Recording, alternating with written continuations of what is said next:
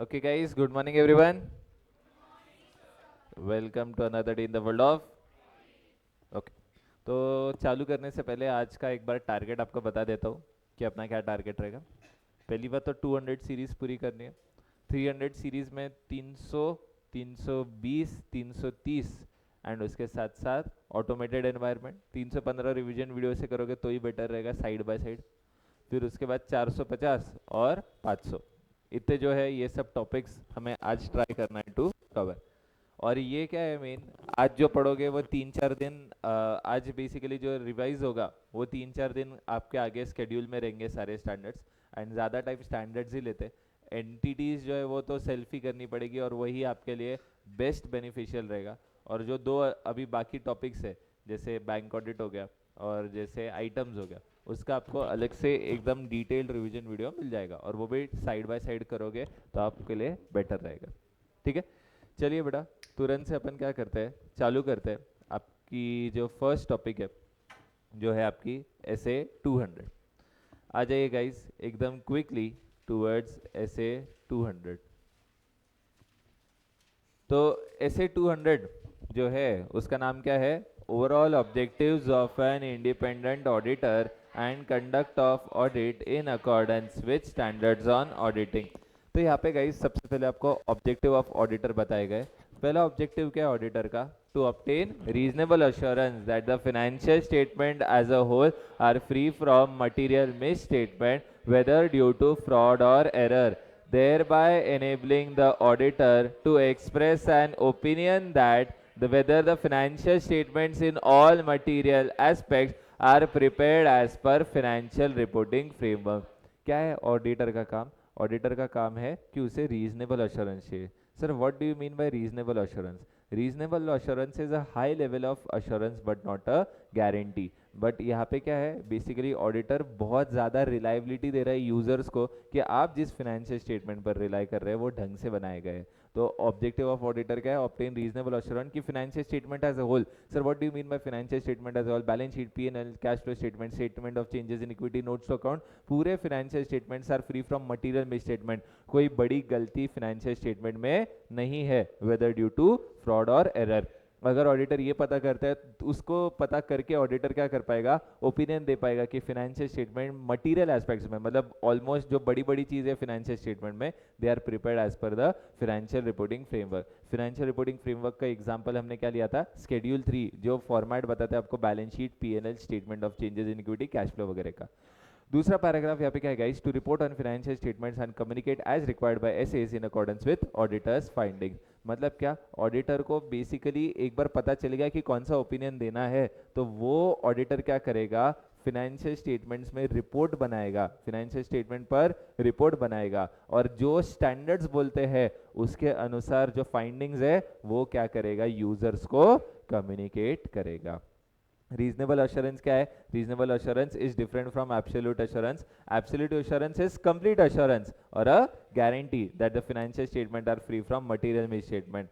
However, reasonable assurance is not a complete guarantee, although it is high level of assurance, but it is not a complete assurance. ठीक है, फिर आता है guys आपका next part, applicable financial reporting framework. Sir financial reporting framework होता क्या है? Financial reporting framework में आपको दिया जाता है फॉर्मेट किसका, balance sheet, PNL, cash flow statement, statement of changes in equity and notes to accounts. अब इसके बाद कंटेंट डिस्क्लोजर्स, जैसे सिग्निफिकेंट अकाउंटिंग पॉलिसीज हर फाइनेंशियल स्टेटमेंट के साथ डिस्क्लोज होने चाहिए, तो वो सिग्निफिकेंट अकाउंटिंग पॉलिसीज भी किसका पार्ट बनेंगे, आपके फाइनेंशियल रिपोर्टिंग फ्रेमवर्क का पार्ट बनेंगे।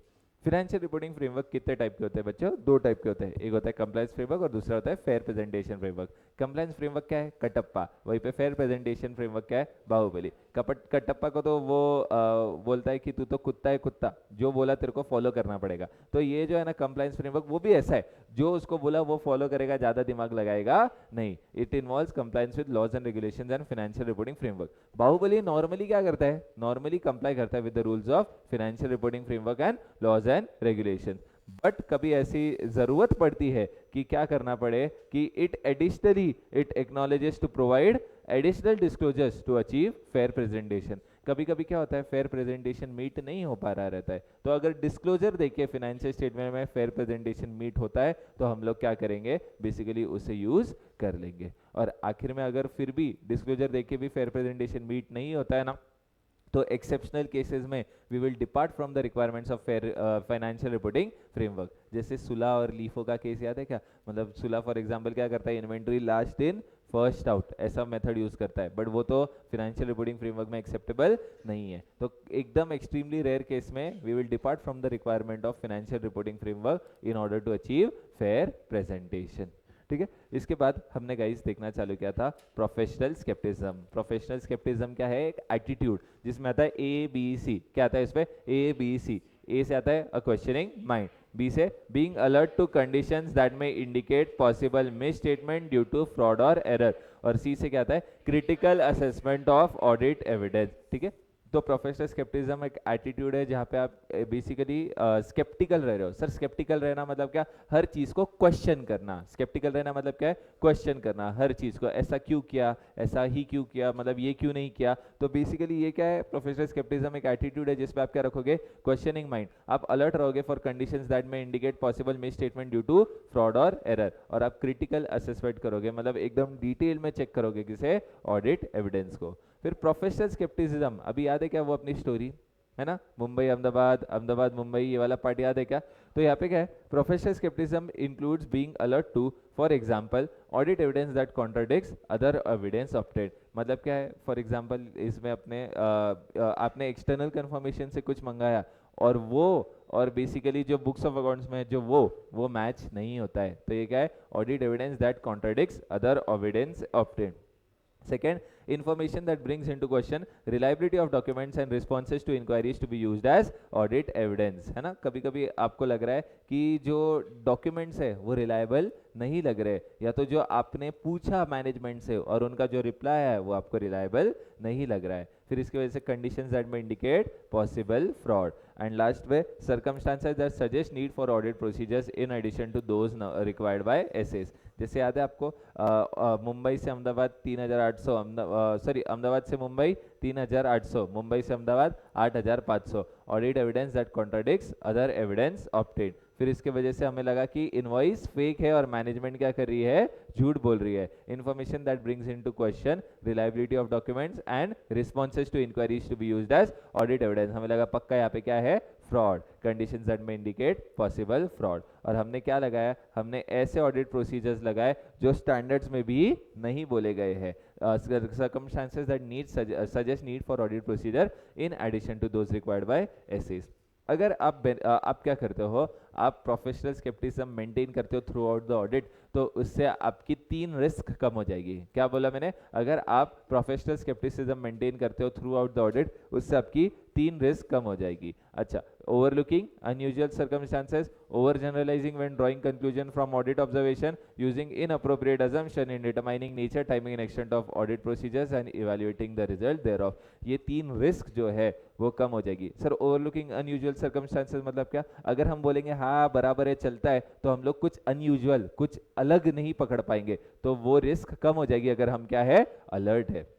दूसरा, ओवर जनरलाइजिंग, अरे मैनेजमेंट इतनी बड़ी कंपनी है ढंग से ही काम किया होगा, ओवर जनरलाइज करना नहीं है। वो रिस्क कैसे कम होगी, जब हम क्या मेंटेन करेंगे, professional scepticism. And using inappropriate assumptions, कभी कभी जो है ना हम लोग फॉर एग्जांपल सोच लेते हैं कि कंट्रोल अच्छा है, कंट्रोल चेक किए बगैर आप कैसे बोल सकते हो कंट्रोल अच्छा है। अलर्ट रहो और फिर देखो कि कंट्रोल अच्छा है या नहीं। Using inappropriate assumption in determining the nature, timing and extent of audit procedure and evaluating the result thereof.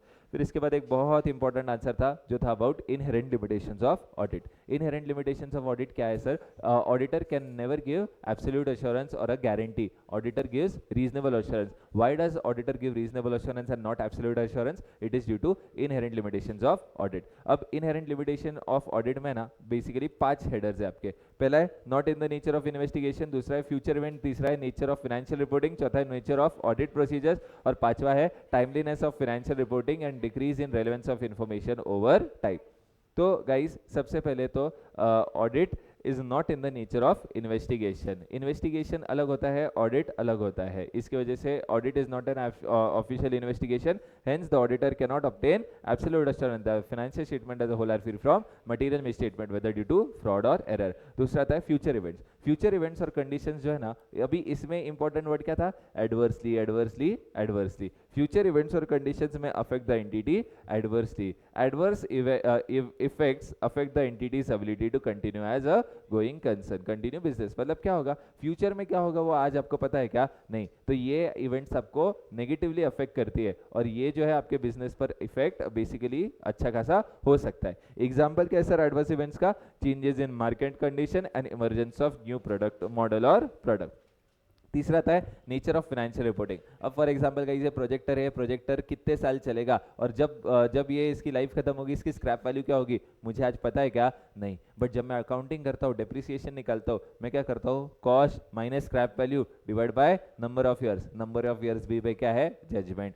फिर उसके बाद स्क्रैप वैल्यू में भी क्या है, जजमेंट। तो जब हम लोग फाइनेंशियल स्टेटमेंट्स बनाते हैं, हम लोग क्या करते हैं, बहुत सारे जजमेंट ले सकते हैं। वो सही भी हो सकते हैं और गलत भी हो सकते हैं। इसकी वजह से हम क्या नहीं दे सकते, कभी भी गारंटी नहीं दे सकते। तो preparation of financial statement involves making many judgements by management. These judgements involve subjectivity और अनसर्टेनिटी, है ना। सब्जेक्टिविटी मतलब मेरे अनुसार ये प्रोजेक्टर की लाइफ होगी 5 साल, आप बोलोगे नहीं सर 2 ही साल आपकी लाइफ है, ठीक है। तो hence the auditor may not be able to obtain absolute assurance that the financial statement as a whole are free from material misstatement whether due to fraud और एरर। फिर इसके बाद आता है nature of audit procedures. Auditor क्या करता है, audit procedures लगाता है ताकि उसे क्या मिल पाएगा, ऑडिट एविडेंस। अब 2 लिमिटेशन है, एक प्रैक्टिकल लिमिटेशन और दूसरा legal limitation. Practical limitation on the ability of auditor to gather audit evidence का एग्जांपल क्या था, ऑडिटर सारे ट्रांजैक्शंस नहीं चेक करता, ऑडिटर क्या चेक करता है, samples. This is a practical limitation. फिर दूसरा क्या आता है, लीगल लिमिटेशन का एग्जांपल क्या है, मैनेजमेंट अगर कंप्लीट इन्फॉर्मेशन नहीं देता है, ऑडिटर उनको फोर्स नहीं कर सकता है कि आप कंप्लीट इन्फॉर्मेशन दो, उनके ऊपर बंदूक रख सकता है कि ऑडिटर उनको बजा सकता है क्या, नहीं। This is a legal limitation on the ability of auditor to gather audit evidence. फिर फ्रॉड में क्या हो सकता है, फ्रॉड में सोफिस्टिकेटेडली ऑर्गेनाइज स्कीम्स हो सकती है, मतलब सोची समझी स्कीम्स ऐसे बनाई जाती है ताकि हम फ्रॉड को छुपा सके। और लास्ट पॉइंट है timeliness of financial reporting and decrease in relevance of information over time. Sir इसका मतलब क्या, जैसे जैसे हम आगे बढ़ते हैं वैसे वैसे हमारे बेसिकली इंफॉर्मेशन की रेलेवेंस कम होती जाती है। जैसे सर फाइनेंशियल स्टेटमेंट 31 मार्च 2026 के, अरे जब अक्टूबर नवंबर में अगर हम ऑडिट रिपोर्ट देंगे तो उस रिपोर्ट की वैल्यू क्या हो जाएगी, कम हो जाएगी। बट अगर हम जल्दी रिपोर्ट देते हैं तो क्वालिटी भी हमें मेंटेन करनी पड़ेगी। तो यहाँ पे एक बैलेंस मेंटेन करना है टाइम और कॉस्ट के बीच में। किसके बीच में, टाइम और कॉस्ट के बीच में। Auditor needs to maintain a balance between reliability of information and cost of obtaining it, ठीक है। तो यहाँ पे आपका खत्म होता है ऐसे 200। बढ़ते आगे टुवर्ड्स ऐसे 210। ऐसे 210 बात करते हैं about agreeing the terms of audit engagement. Sir terms of audit engagement मतलब क्या, बेसिकली जब भी, अभी पहली बात तो ऑडिट एंगेजमेंट क्या होती है। फॉर एग्जांपल मैं किसी for example city centre mall का ऑडिट करने जा रहा हूँ, तो सिटी सेंटर मॉल मेरे लिए क्या है, एक ऑडिट एंगेजमेंट। सर अभी ऑडिट एंगेजमेंट, एंगेजमेंट क्या होता है, an agreement to do something. Engagement क्या होता है, an agreement to do something and an agreement to do audit, it is known as audit engagement. मैंने अग्री किया कि सर सिटी सेंटर मॉल मैं क्या करूंगा, आपका ऑडिट करूंगा, तो this is for me is an audit engagement and I being the partner of the firm I will be known as engagement partner, ठीक है। तो ये ऐसे 210 बोलता है कि कैसे हम लोग basically terms and conditions agree करेंगे in the terms of audit engagement. सबसे पहले स्कोप ऑफ दिस स्टैंडर्ड, ऐसे 210 deals with auditor's responsibility in agreeing the terms of audit engagement with management and where appropriate TCWG, जिसमें क्या आ जाएगा, pre conditions for audit develop करना, responsibility जो management की है वो उन्हें बताना और जो रिस्पांसिबिलिटी टीसीडब्ल्यूजी की है वो उन्हें बताना, ठीक है। सबसे पहले ऑब्जेक्टिव ऑफ दिस स्टैंडर्ड क्या है, अगेन वहाँ पे the objective of auditor is to accept, मतलब नया एंगेजमेंट ऑफर हो रहा है तो उसे हम क्या करते हैं, एक्सेप्ट। जूने एंगेजमेंट को हम क्या करते हैं, कंटिन्यू करते हैं, only when the basis upon which it is performed has been agreed, है ना। जिस बेसिस पे हम लोग काम करने वाले वो बेसिस आशीष क्या होना चाहिए, अग्रीड होना चाहिए। अभी कैसे वो बेसिस अग्री होगा, through establishing whether pre conditions for audit are present. Sir preconditions क्या है वो हम आगे देखने वाले, एंड एक कॉमन अंडरस्टैंडिंग होनी चाहिए। मैनेजमेंट के दिमाग में जो टर्म्स है और ऑडिटर के दिमाग में जो टर्म्स है वो दोनों क्या होने चाहिए, मैच होने चाहिए। Confirming that whether there is a common understanding between auditor auditor and management and where appropriate TCWG regarding the terms of audit engagement. अब गाइस सबसे पहले आता है यहाँ पे प्री कंडीशंस ऑफ ऑडिट. क्या आता है? प्री कंडीशंस टू ऑडिट, या इसका दूसरा नाम क्या है? Audit premise. सबसे पहले हम क्या देख लेंगे, जो फिनेंशियल रिपोर्टिंग फ्रेमवर्क है क्या वो आपके लिए एक्सेप्टेबल है क्या? मतलब क्या सर हर बार कंपनी का ऑडिट करें ऐसा जरूरी नहीं है. फॉर एग्जांपल एक सोल प्रोप्राइटर आपके पास आ रहा है और बोल रहा है कि सर मुझे ऑडिट करवाना है, और वो बोल रहा है मैं सिंगल एंट्री पे बेसिकली अकाउंटिंग करता हूँ. अब ऐसा फिनेंशियल रिपोर्टिंग फ्रेमवर्क आपके लिए एक्सेप्टेबल होगा क्या? नहीं. तो ऑडिट लेने से पहले सबसे पहली चीज हम लोग क्या देखेंगे, whether the financial reporting framework is acceptable.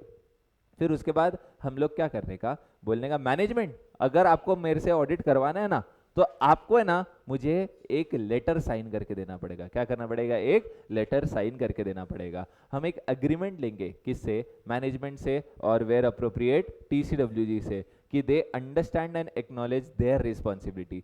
मतलब ये कुछ रिस्पॉन्सिबिलिटी है, आप समझते हो, अगर आप ये साइन करके दोगे तो मैं ऑडिट लूंगा, वरना मैं ऑडिट नहीं लूंगा. अब मैनेजमेंट की क्या जिम्मेदारी है? सर सबसे पहले preparation of financial statement in accordance with the financial reporting framework including there fair representation. तो अग्रीमेंट में हम क्लियरली लिखेंगे मैनेजमेंट फिनेंशियल स्टेटमेंट को फिनेंशियल रिपोर्टिंग फ्रेमवर्क के हिसाब से बनाना आपकी जिम्मेदारी है. दूसरा कि for such internal control as management considers necessary to enable preparation of financial statement free from material misstatement due to fraud or error. ये किसकी जिम्मेदारी है? आपकी जिम्मेदारी है. याद है क्या इंटरनल कंट्रोल? हमने डिटेल में वैसे आगे देखने वाले. एक ऐसा प्रोसेस जो बेसिकली आपका काम जो एंटिटी का है ढंग से परफॉर्म हो रहा है कि नहीं, जो मैनेजमेंट बनाता है वो क्या होता है? Internal control. तो इंटरनल कंट्रोल बनाने की जिम्मेदारी किसकी है? मैनेजमेंट की है. और इसके बाद ऑडिटर को तीन चीजें देनी. क्या देनी है? तीन चीजें. Access to all information which are of which the management is prepared, that is relevant to preparation of financial statement such as records and document. जितनी भी चीजें आपको फाइनेंशियल स्टेटमेंट बनाते टाइम लगी वो आप हमें दे दीजिए. क्यों? उसका ही ऑडिट करेंगे हम, वरना वो डॉक्यूमेंट्स के बिना हम ऑडिट नहीं कर पाएंगे. दूसरा, additional information that the auditor में रिक्वेस्ट फ्रॉम मैनेजमेंट और TCWG. इसके अलावा कुछ भी चाहिए, जैसे मिनट्स ऑफ द मीटिंग चाहिए, जो वो फाइनेंशियल स्टेटमेंट बनाने में काम नहीं आएगी बट हमें लग रही है, तो आप हमें वो दे दोगे. And unrestricted access to those within the entity from whom the auditor wants to gather audit evidence. अरे unrestricted access मतलब जिस भी व्यक्ति से ऑर्गेनाइजेशन में जो भी पूछना है वो आप पूछ सकते हो. कुमावत पर्सनल मैटर नहीं पूछने का, प्रोफेशनल मैटर को पूछने का. ठीक है, तो ये क्या थे बच्चों? Important, very important for your exam. Preconditions to audit. Preconditions to audit में पहले हम देखेंगे whether the financial reporting framework is acceptable. फिर अपन एग्रीमेंट लेंगे किसके लिए? मैनेजमेंट, और मैनेजमेंट से एग्रीमेंट लेंगे कि you understand and acknowledge your responsibility. पहला, फाइनेंशियल स्टेटमेंट बनाने की as per the financial reporting framework including fair presentation. दूसरा, इंटरनल कंट्रोल लगाने की as the management considers necessary for preparation of financial statement which are free from material misstatement whether due to fraud और error. और इसके बाद management आप दोगे all information जो भी फाइनेंशियल स्टेटमेंट बनाने में लगती है including records and documents, additional information जो ऑडिटर आपसे रिक्वेस्ट कर रहा है, and unrestricted access to those within the entity from the whom the auditor wants to gather audit evidence. फिर इसके बाद गाइस आपकी बात आती है अबाउट एंगेजमेंट लेटर, है ना. फॉर एग्जाम्पल अभी आप एंगेजमेंट करने वाले हो श्रीराम जी, तो एंगेजमेंट करने से पहले जो टर्म्स है वो क्या होने चाहिए? क्लियर. ऑडिट एंगेजमेंट की बात कर रहा हूँ बेटा. ऑडिट एंगेजमेंट में आपके टर्म्स क्या होने चाहिए? क्लियर होने चाहिए, है ना. तो स्टार्टिंग में ऑडिट करने से पहले ही जो उनके रिक्वायरमेंट है वो क्या करना? लिखवा के ले लेना. वो आपके भी हित में है और उनके भी हित में है. It is the audit engagement letter is send by the auditor to his client. बेटा आप ये देखिए ना, उसमें बार बार यही सबसे फेमस है. Engagement letter is send by the auditor to his client. और दोनों के हित में है, आपके भी और आपके क्लाइंट के भी, कि एंगेजमेंट लेटर आप बनाइए जिसकी वजह से मिसअंडरस्टैंडिंग की पॉसिबिलिटी क्या हो जाएगी? रिड्यूस हो जाएगी. क्या हो जाएगी? मिसअंडरस्टैंडिंग की पॉसिबिलिटी रिड्यूस हो जाएगी. अब ये जो है एंगेजमेंट लेटर, इसमें क्या क्या चीजें आती है? Objective and scope of audit, responsibilities of auditor, responsibilities of management, identification of applicable financial reporting framework, and reference to expected form and content of any reports to be issued by auditor, and statement that there may be circumstances in which report may differ from the expected form and content. Sir engagement letter क्या होता है basically, जो भी terms and conditions of audit है वो auditor already starting में लिख के किसे दे देगा, मैनेजमेंट को दे देगा। अपन ने ऊपर जो प्री कंडीशंस देखे ना, they are somewhat like terms and conditions, जैसे they are responsibilities of management. ये ऑडिटर क्या करेगा, एंगेजमेंट लेटर में डालेगा, एंगेजमेंट लेटर में लिखेगा और वो किसे फॉरवर्ड कर देगा, मैनेजमेंट को फॉरवर्ड कर देगा। फिर मैनेजमेंट वो साइन करके किससे दे देगा, वापस ऑडिटर को दे देगा। इसे प्रैक्टिकल लाइफ में एंगेजमेंट लेटर ही बोला जाता है। अब उस एंगेजमेंट लेटर में objective and scope of audit आएगा। ऑब्जेक्टिव ऐसे 200 वाला, स्कोप मतलब हम लोग क्या क्या चीज़ें करने वाले, जैसे फॉर एग्जांपल 10 ब्रांच है, कितने ब्रांच का ऑडिट हम कर रहे हैं, कितने ब्रांच का ऑडिट कोई और कर रहा है, तो ये चीज़ें वहाँ पे आएगी। ऑडिटर की क्या जिम्मेदारी है, तो वापस से हम लोग लिखेंगे कि ऑडिटर है ना फाइनेंशियल स्टेटमेंट में देखेगा ट्रू एंड फेयर व्यू देते हैं कि नहीं, बट बेसिकली ऑडिटर फ्रॉड पकड़ने की जिम्मेदारी ऑडिटर की नहीं होती है। मैनेजमेंट की रिस्पॉन्सिबिलिटी वही प्री कंडीशंस वाले पॉइंट आ जाएंगे। Reference to expected form and context of any reports to be issued by auditor, हमारी जो रिपोर्ट होगी वो ऐसे 700 सीरीज के अनुसार होगी, उसमें हम कारों की रिपोर्टिंग करेंगे, उसके साथ हम 143 सेक्शन की रिपोर्टिंग करेंगे, ये सब हमें वहाँ पे लिखना पड़ेगा। और आखिर में क्या है, आखिर में कब ऐसा होगा कि जो मैंने बोल रहा हूँ एक्सपेक्टेड फॉर्म एंड कंटेंट, उससे रिपोर्ट वेरी करेगी, जब कुछ मॉडिफिकेशन वगैरह होता है तो मेरी रिपोर्ट में क्या हो सकता है, थोड़ा वेरिएशन हो सकता है। अब यहाँ पे ये एक इंपॉर्टेंट नोट था कि इफ लॉज और regulations prescribes in sufficient details the terms of audit engagement, the auditor need not record them in written agreement except for the fact that such law or regulation applies and management acknowledges and understands its responsibility। Sir इसका मतलब क्या है, अगर companies act के section 143 में एकदम detail में लिखा हुआ है कि सर ऑडिटर की जिम्मेदारी क्या होने वाली है, अब लॉ तो उन्हें भी अप्लाई होता है और हमें भी अप्लाई होता है, तो वापस से लिखित में लेने की जरूरत है क्या, नहीं। बट पहली बात दो ही चीजें कंफर्म करो, पहली चीज कि लॉ एक्चुअल में अप्लाई होता है, मतलब कंपनी है इसके लिए क्या होता है, कंपनीज एक्ट अप्लाई होता है, and management understands their responsibility. अच्छा, अगर preconditions to audit present नहीं है तो ऑडिटर आप क्या करोगे, अगर preconditions to audit present नहीं है तो पहली बात तो डिस्कस करेंगे, किससे डिस्कस करेंगे, मैनेजमेंट से। एंड लॉज एंड रेगुलेशंस अगर कंपलसरी नहीं करते तो ऑडिटर ऐसी एंगेजमेंट को एक्सेप्ट ही मत करना। कब एक्सेप्ट नहीं करेंगे, या तो फाइनेंशियल रिपोर्टिंग फ्रेमवर्क क्या है, अनएक्सेप्टेबल, या तो एग्रीमेंट जो ऊपर हमने देखा था ना प्री कंडीशंस वाला कि management financial statement internal control all information additional information unrestricted access देगी, वो अगर वो लोग नहीं देते हैं तो या तो हम मैनेजमेंट से डिस्कस करेंगे या तो ऐसे ऑडिट को एक्सेप्ट ही नहीं करेंगे। फिर इसके बाद क्या आता है guys, limitation on scope prior to the audit engagement acceptance. Audit करने से पहले ही आपको बेसिकली बोल रहे हैं कि ये चीजें है ना आप चेक मत करना। लिमिटेशन ऑन स्कोप मतलब क्या, आपको बोल रहे हैं फॉर एग्जांपल ये स्पेसिफिक अकाउंट बैलेंस मत चेक करना, ये स्पेसिफिक ट्रांजैक्शन मत चेक करना, या तो फॉर एग्जांपल ये स्पेसिफिक ब्रांच मत चेक करना। अरे आप पे ऑडिट चालू करने से पहले ही जो है ना आप पे रिस्ट्रिक्शंस लगाए जा रहे हैं, तो अगर ऑडिटर आप बेसिकली आपको लगता है आप पे रिस्ट्रिक्शन लगाई जा रही है और आपको लग रहा है वो रिस्ट्रिक्शन इतनी बड़ी है कि उसके वजह से आपको क्या देना पड़ेगा, डिस्क्लेमर ऑफ ओपिनियन, मतलब याद है डिस्क्लेमर ऑफ ओपिनियन, ठीक है। अगर ऐसा हो जा रहा है कि आपको क्या देना पड़ जाएगा, डिस्क्लेमर ऑफ ओपिनियन, तो ऑडिटर ऐसी लिमिटेड एंगेजमेंट मतलब ऐसी एंगेजमेंट जहां पे क्या लगा है, लिमिटेशन ऑन स्कोप, वैसी एक्सेप्ट ही मत करो, ठीक है। फिर इसके बाद ये एक पॉइंट क्या था, मैनेजमेंट ने बोला सर ये जो है ना ये फॉर एग्जांपल एक व्यक्ति है उससे एक्सटर्नल कंफर्मेशन मत मंगवाना। मैंने बोला अरे भाई क्यों नहीं मंगाए हम, तो वो बोले कि सर हमारा है ना केस चालू है, ये देखो सारे केस के पेपर है, इसके वजह से आप एक्सटर्नल कंफर्मेशन मंगवाओगे हमें दिक्कत हो सकती है। मैं बोला ठीक है, अभी रीजनेबल ग्राउंड है क्या उनके पास, यस, तो अब limitation on the scope of audit है, बट यहाँ पे क्या है, रीजनेबल जस्टिफिकेशन है।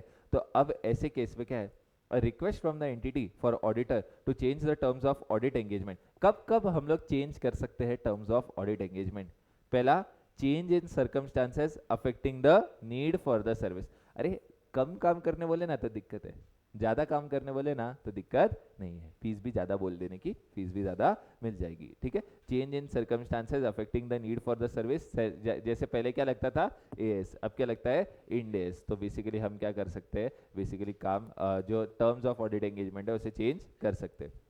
दूसरा, misunderstanding as to the nature of audit originally requested. Management को लग रहा था कि फाइनेंशियल स्टेटमेंट्स बनाने का काम ऑडिटर का है या फ्रॉड पकड़ने का काम ऑडिटर का है, बट इन दोनों में से कोई भी काम ऑडिटर का है क्या? नहीं, फाइनेंशियल स्टेटमेंट को चेक करने का काम किसका है? ऑडिटर का है। तो अगर ये मिसअंडरस्टैंडिंग हो रही है मैनेजमेंट को, तो हम लोग क्या करेंगे? Revise terms of audit engagement draft कर देंगे। और रिस्ट्रिक्शन है किस पे? स्कोप पे ऑफ ऑडिट एंगेजमेंट, या तो मैनेजमेंट ने या तो अदर सर्कमस्टांसेस ने लगाई है, जैसे कोविड की वजह से इन्वेंटरी वेरिफिकेशन नहीं हो पाया है, तो ऐसे केस में भी ये रीजनेबल जस्टिफिकेशन है कि मैनेजमेंट बोल रहा है कि change the terms of audit engagement. Auditor क्या करेगा? जस्टिफिकेशन कैसे देखेगा कि कोई चीज जस्टिफाइड है या कोई चीज जस्टिफाइड नहीं है? ऑडिटर उसका इफेक्ट दिखाएगा। इफेक्ट बोले तो implication on the restriction on scope on the audit engagement. ठीक है, रीजनेबल बेसिस और अनरीजनेबल बेसिस का एग्जांपल दिया है। रीजनेबल बेसिस क्या है? मिसअंडरस्टैंडिंग वाला पॉइंट है। और अनरीजनेबल बेसिस क्या है? ऑडिटर को सही नहीं मिल रहा था रिसीवेबल्स के बारे में और मैनेजमेंट बोलता है ठीक है, मॉडिफिकेशन अवॉइड करने के लिए उसको स्कोप से बाहर हटा दो।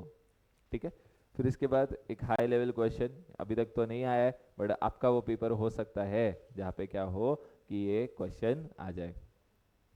What will the auditor consider before agreeing that to change the audit engagement to an engagement providing lower level of assurance? अब यहाँ पे क्वेश्चन क्या है? मैनेजमेंट ने पहले ऑडिट करने बोला था, अभी क्या करने बोल रहे हैं? रिव्यू करने बोल रहे थे। पहले हम देने वाले थे रीजनेबल अश्योरेंस, अभी क्या देंगे हम लोग? Limited assurance. तो अब ये चेंज इन टर्म्स करने से पहले ऑडिटर को क्या चीज़ें कंसिडर करनी पड़ेगी?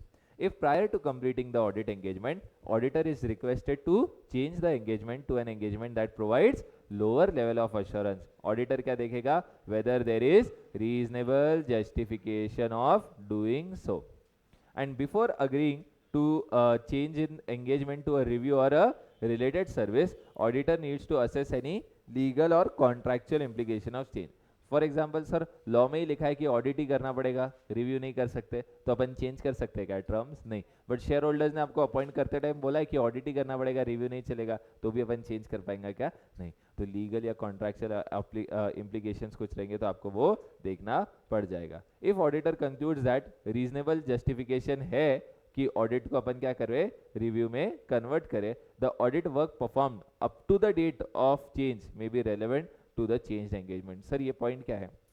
फॉर एग्जाम्पल 30 मेरे को जो है ना फर्स्ट क्वार्टर 30 जून वाला जो क्वार्टर है ना, उसमें बोला कि आप पहले मैं ऑडिट करने बोला था, अभी क्या बोल रहे हैं? आप रिव्यू कीजिए। ठीक है, मैं बोला लॉज एंड रेगुलेशंस में भी कुछ मना ही नहीं है, कॉन्ट्रैक्चुअल ऑब्लिगेशन भी नहीं है, चेंज कर सकता हूँ।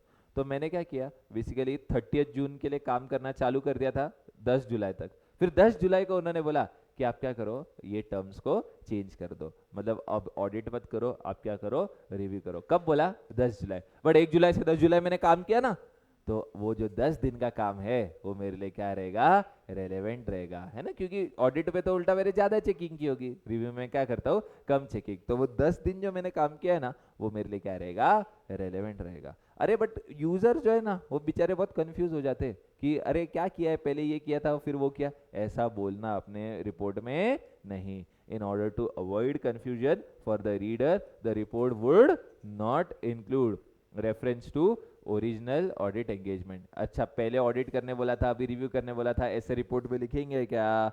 नहीं लिखेंगे। And procedures performed in the original audit engagement, जो ओरिजिनल ऑडिट एंगेजमेंट में प्रोसीजर्स लगाए ना, उसका भी रेफरेंस देने का नहीं। अब यहाँ पे एक्सेप्शन जो है ना, वो थोड़ा एक ट्रिकी पॉइंट है। Except where the audit engagement is change to an engagement to undertake agreed upon procedures and reference to the procedure is a normal part of the report. Sir ये क्या है पॉइंट? फॉर एग्जाम्पल गाइस, मैंने क्या किया, वो 10 दिन procedure लगाए थे ना, उतना ही काम करना था, उसके अलावा कुछ ज़्यादा काम करना ही नहीं था। फॉर एग्जाम्पल एक स्पेसिफिक पार्ट चेक करना था, पीएनएल, और वो 10 दिन में मैंने पीएनएल चेक कर दिया। तो अब मैंने ओरिजिनल जो प्रोसीजर्स लगाए उसका रेफरेंस देना पड़ेगा क्या?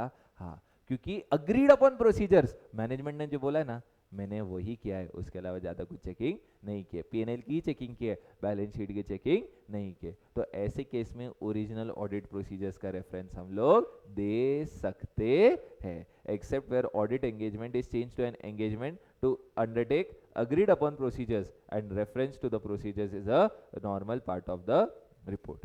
In terms of audit if terms of audit engagement are changed, तो ऑडिटर और मैनेजमेंट क्या करेंगे, अग्री करेंगे और रिकॉर्ड करेंगे न्यू टर्म्स को ऑफ एन ऑडिट एंगेजमेंट, या तो नए एंगेजमेंट लेटर में या तो other suitable form of return agreement पे। और लास्ट क्वेश्चन है गाइस यहाँ पे, sorry last second last question है कि ऑडिटर के पास क्या सोल्यूशन है कि बेसिकली टर्म्स में चेंज हुआ है और मैनेजमेंट बोल रहा है कि नहीं अभी बेसिकली न्यू टर्म्स पे ही आपको काम करना पड़ेगा, और ऑडिटर बोल रहा है नहीं न्यू टर्म्स तो मेरे को एक्सेप्टेबल नहीं है। तो ऐसे केस में अगर कुछ होता है तो auditor will withdraw from the audit engagement where possible under the applicable law और रेगुलेशन। और इसी के साथ साथ ऑडिटर देखेगा कि अगर वो विड्रॉ कर रहा है तो ये चीज़ बोलने की जिम्मेदारी किसी को है क्या, जैसे any obligation to report to as per the circumstances to other parties such as TCWG owners और रेगुलेटर्स। और फिर इसके बाद आता है गाइस आपका चेंज सॉरी आपका terms of audit engagement in case of recurring audit. आप कंपनीज एक्ट पढ़ते हो, एक ऑडिटर कितने टर्म के लिए अपॉइंट होता है, 1 टर्म ऑफ 5 कंसेक्यूटिव ईयर्स और 2 टर्म्स ऑफ 5 कंसेक्यूटिव ईयर्स। अभी कंटिन्यूस ऑडिट कर रहा है तो हर साल नया एंगेजमेंट लेटर लेना है या बेसिकली एक एंगेजमेंट लेटर कुछ साल चल जाएगा। तो द आंसर इज एक एंगेजमेंट लेटर कुछ साल तक चल जाएगा, बट ये कुछ ऐसे सर्कमस्टांसेस है जिसमें आपको क्या करना पड़ेगा, रिवाइज या रिमाइंड करना पड़ेगा द एग्जिस्टिंग टर्म्स। मोर और लेस आपको यहाँ पे क्या लेना पड़ सकता है, एक नया एंगेजमेंट लेटर भी लेना पड़ सकता है। तो इसका पॉइंट क्या है, चेंज इन LMNOFRS²। एल से क्या है, चेंज इन लीगल और रेगुलेटरी रिक्वायरमेंट। एम से significant change in senior management. N से change significant change in nature or size of entities business। O से significant change in ownership। FR से change in financial reporting framework in preparation of financial statement। S से special और revised terms of audit engagement। और दूसरा है scope and objective of audit is misunderstood by the entity। ठीक है, तो ऐसे आपका ऐसे 210 भी होता है खत्म।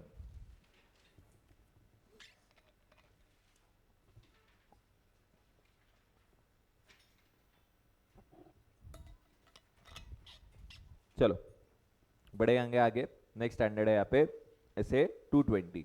ऐसे 220 बात करता है quality control in an audit of financial statement. Madam phone अंदर, quality control in an audit of financial statement.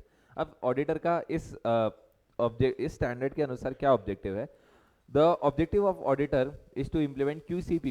Sir QCPP बोले तो quality control policies and procedures at the engagement level, मतलब हर ऑडिट जो वो करता है उसके लिए उसको क्या डेवलप करने पड़ेंगे, quality control policies and procedures, जो से रीजनेबल एश्योरेंस देंगे किस चीज के बारे में, कि all professional standards regulatory and legal requirement are met. मतलब घर वाले रिक्वायरमेंट और बाहर वाले रिक्वायरमेंट दोनों का पालन होना चाहिए। एंड जो रिपोर्ट ऑडिटर दे रहा है it is appropriate in the circumstances. इसका मतलब क्या, ओपिनियन सही जाना चाहिए, अगर अनमॉडिफाइड होगा तो अनमॉडिफाइड, क्वालिफाइड तो क्वालिफाइड, एडवर्स तो एडवर्स, डिस्क्लेमर तो डिस्क्लेमर। ये ऐसे प्रोसीजर बनाओ कि ढंग से ओपिनियन दे पाओ। फिर इसके बाद रोल ऑफ एंगेजमेंट टीम, जो बेसिकली एप्लीकेशन है, बेसिकली QCPP को इम्प्लीमेंट करने का काम वो कौन करेगा, एंगेजमेंट टीम करेंगे। और उसके बाद कोई भी चीज़ जो उन्हें इफेक्ट करती है, जो इनके इंडिपेंडेंस को अफेक्ट करती है, वो चीज़ें वो लोग बेसिकली एंगेजमेंट पार्टनर को भी बता देंगे। फिर इसके बाद सबसे पहले what are the responsibilities of engagement partner in relation to SA 220। एक इंडेक्स है कि आगे आने क्या क्या वाला है, लीडरशिप रिस्पॉन्सिबिलिटी के बारे में बात है, रेलेवेंट एथिकल रिक्वायरमेंट्स के बारे में बात है, acceptance and continuance of client relationships and audit engagement के बारे में बात है, असाइनमेंट ऑफ एंगेजमेंट टीम के बारे में बात है, एंगेजमेंट परफॉर्मेंस और मॉनिटरिंग के बारे में बात है। सबसे पहला क्वेश्चन है गाइस यहाँ पे, leadership responsibility for quality on audit. अच्छा, ऑडिट के लिए जिम्मेदारी कौन लेता है, the answer is engagement partner लेता है। The engagement partner has to take the responsibility for overall quality on each audit engagement assigned to him or her।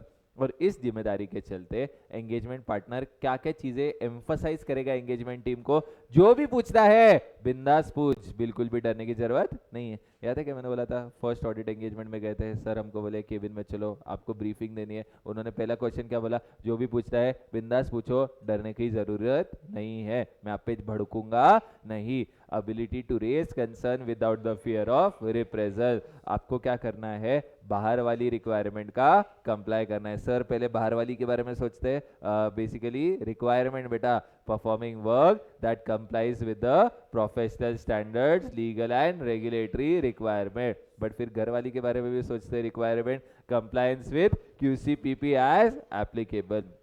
और ये अगर आप करोगे ना तो हम क्या दे पाएंगे, हम इशू कर पाएंगे audit report appropriate in the circumstances. In fact that quality is essential in performing audit engagement. ठीक है, ये क्या है, लीडरशिप रिस्पॉन्सिबिलिटी। क्या है ये, leadership responsibility for quality on audit. किसकी जिम्मेदारी है गाइज, ये एंगेजमेंट पार्टनर की। ठीक है, अब देखो SQC1 में भी बहुत सिमिलर चीजें लगेंगी, बट यहाँ पे जो भी रिस्पॉन्सिबिलिटीज किसके, एंगेजमेंट पार्टनर की, वो कहाँ पे दी है, ऐसे 220 में दी है। दूसरा, एंगेजमेंट पार्टनर की क्या जिम्मेदारियां है with respect to ethical requirements. ठीक है, सबसे पहले तो यहाँ पे इंडिपेंडेंस के बारे में ही ज्यादा बोला गया है। ऑडिटर क्या करेगा, पहली बात तो आइडेंटिफाई करेगा थ्रेट टू इंडिपेंडेंस जो ऑडिट एंगेजमेंट के रिगार्डिंग है, जो सेफगार्ड्स जो है ना, या तो एलिमिनेट नहीं कर पाएंगे या तो रिड्यूस नहीं कर पाएंगे टू एन एक्सेप्टेबल लेवल। अब यहाँ पे क्या करेगा एंगेजमेंट पार्टनर, उसे कोई भी इंडिपेंडेंस पर खतरा मिलता है तो वो relevant persons with in the firm, जैसे फॉर एग्जांपल मैं और नील सर जो है, हमारी फर्म है और नील सर मैनेजिंग पार्टनर है, तो मैं क्या करूंगा, उन्हें बता दूंगा कि देखो ये इंडिपेंडेंस पे थ्रेट क्रिएट हुआ है, तो अब हम क्या लेंगे, अप्रोप्रिएट एक्शन। अब अप्रोप्रिएट एक्शन क्या होगा, एलिमिनेटिंग एक्टिविटी और interest creating the threat. For example shares where's किसी ने खरीद लिए थे तो उसे बोलेंगे भैया आप क्या करो, शेयर्स को बेच दो, बट वो बेचने को तैयार नहीं है तो withdraw from the audit engagement where legally permitted. ठीक है, फिर acceptance and continuance of client relationship and audit engagement. Auditor की जिम्मेदारी है कि वो क्या करे, ऐसी इंफॉर्मेशन ऑब्टेन करे जो उसे नेसेसरी लगती है दो टाइम, या तो नया एंगेजमेंट क्या हो रहा है, ऑफर हो रहा है तो उसे एक्सेप्ट करने से पहले, और एग्जिस्टिंग एंगेजमेंट को कंटिन्यू करने से पहले ऑडिटर को क्या क्या पॉइंट्स कंसिडर करने पड़ेंगे, विजू, औकात, चप्पल और इंडिपेंडेंस। सर विजू क्या है, इंटीग्रिटी ऑफ प्रिंसिपल ओनर्स, है ना।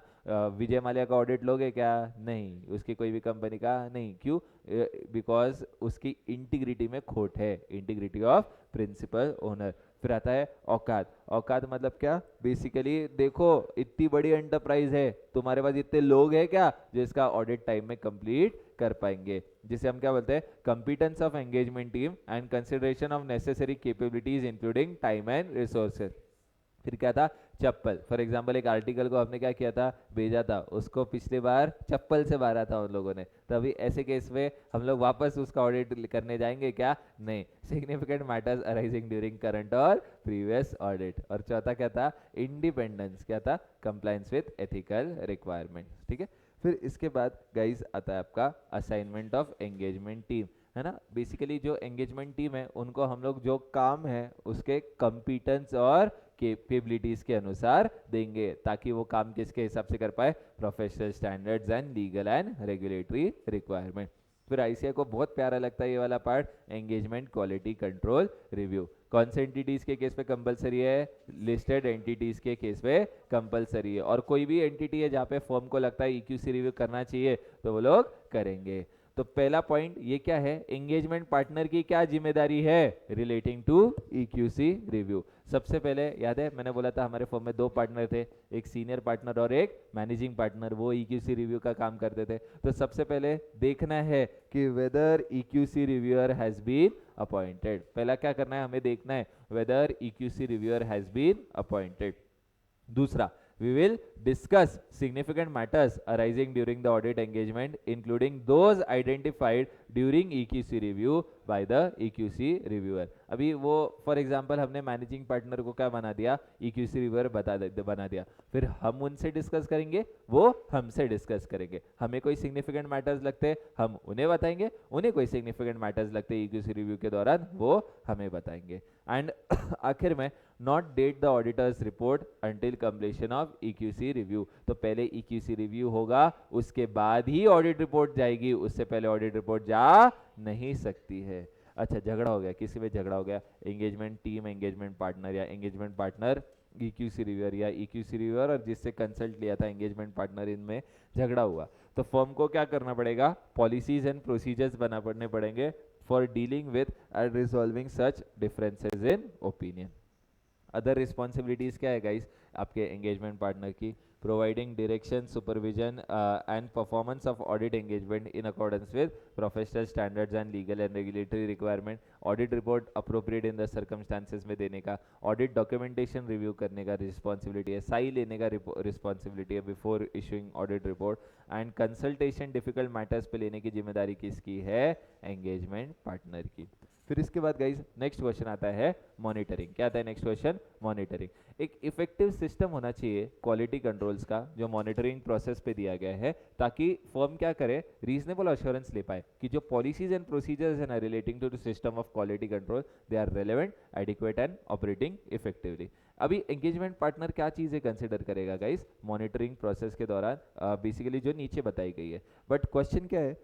While the process of monitoring, what are the matters that the auditor should document? The question, while the process of monitoring, what are the matters that the auditor should document? सबसे पहले issues identified with respect to compliance with relevant ethical requirement and how they were resolved, है ना? कि for example क्या खतरा आया था independence पे और उसे कैसे रिजॉल्व किया, ये चीज क्या करनी पड़ेगी एंगेजमेंट पार्टनर को? डॉक्यूमेंट। क्या करनी पड़ेगी? डॉक्यूमेंट। फिर दूसरा, conclusion on compliance with independence requirement and discussion within the firm to support the conclusion. तो पहले दो पॉइंट किसके बारे में गाइस? कंप्लायंस और कंप्लायंस। तीसरा क्या है? conclusion regarding the scope regarding acceptance and continuance of client relationship and audit engagement। अपन ने ऊपर देखा था ना बेसिकली विजू औकात वाले पॉइंट्स, तो फिर वो बेसिकली क्या है आपका कंक्लूजन? क्या है? ऑडिट एक्सेप्ट करना चाहिए, कंटिन्यू करना चाहिए कि नहीं। और लास्ट में nature and scope of conclusion resulting from consultation taken during the audit. ये भी कंसल्टेशंस वगैरह मैंने आपको एकदम डिटेल में बताया था, ठीक है। तो यहाँ पे क्या है? 2 पॉइंट कंप्लायंस वाले, 2 पॉइंट कंक्लूजन वाले। क्या है? 2 पॉइंट कंप्लायंस वाले, 2 पॉइंट कंक्लूजन वाले हैं, ठीक है। तो ऐसे ही आपका ऐसे 220 भी होता है खत्म। फिर आगे बढ़ेंगे टूवर्ड्स SQC1। जिन एक एक स्टैंडर्ड को अपन ने 3-3, 4-4 दिन दिए थे, देखो 10-15 मिनट में अभी फटाफट रिवाइज हो रहा है ना। अब बढ़ते आगे SQC1।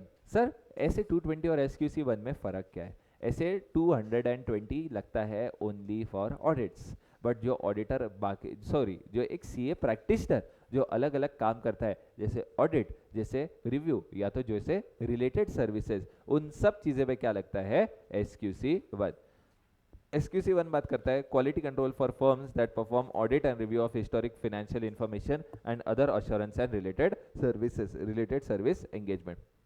तो सबसे पहले elements of quality control as per SQC1 क्या है? हेमल। क्या है? हेमल। अगेन ये हेडर्स है जो नीचे आने वाले हैं, बट ये एक मॉक टेस्ट पेपर में क्वेश्चन पूछा गया था, ठीक है। तो इसके लिए ये इंपॉर्टेंट बनता है elements of system of quality control as per SQC1। H से क्या आता है? Human resource. ई से एंगेजमेंट परफॉर्मेंस। एम से मॉनिटरिंग। ए से acceptance and continuance of client relationship and specific engagement. और एल से आता है leadership responsibility for quality within the firm. अच्छा, leadership responsibility for quality for audit पूछा तो वो जाएगा ऐसे 220। Leadership responsibility for quality within the firm पूछा तो वो कहाँ पे जाएगा? SQC1। अच्छा, किसकी जिम्मेदारी है लीडरशिप की? CEO या मैनेजिंग पार्टनर। किसकी जिम्मेदारी है? CEO या मैनेजिंग पार्टनर, ठीक है। ये इंपॉर्टेंट चीज थी। फिर इसके बाद CEO और मैनेजिंग पार्टनर अगर पूरे फर्म की जिम्मेदारी लेता है तो उसके पास अप्रोप्रिएट क्या होना चाहिए? नॉलेज और एक्सपीरियंस। क्या होना चाहिए? एक्सपीरियंस। और यहाँ पे क्या बोला है? एक्सपीरियंस होना चाहिए।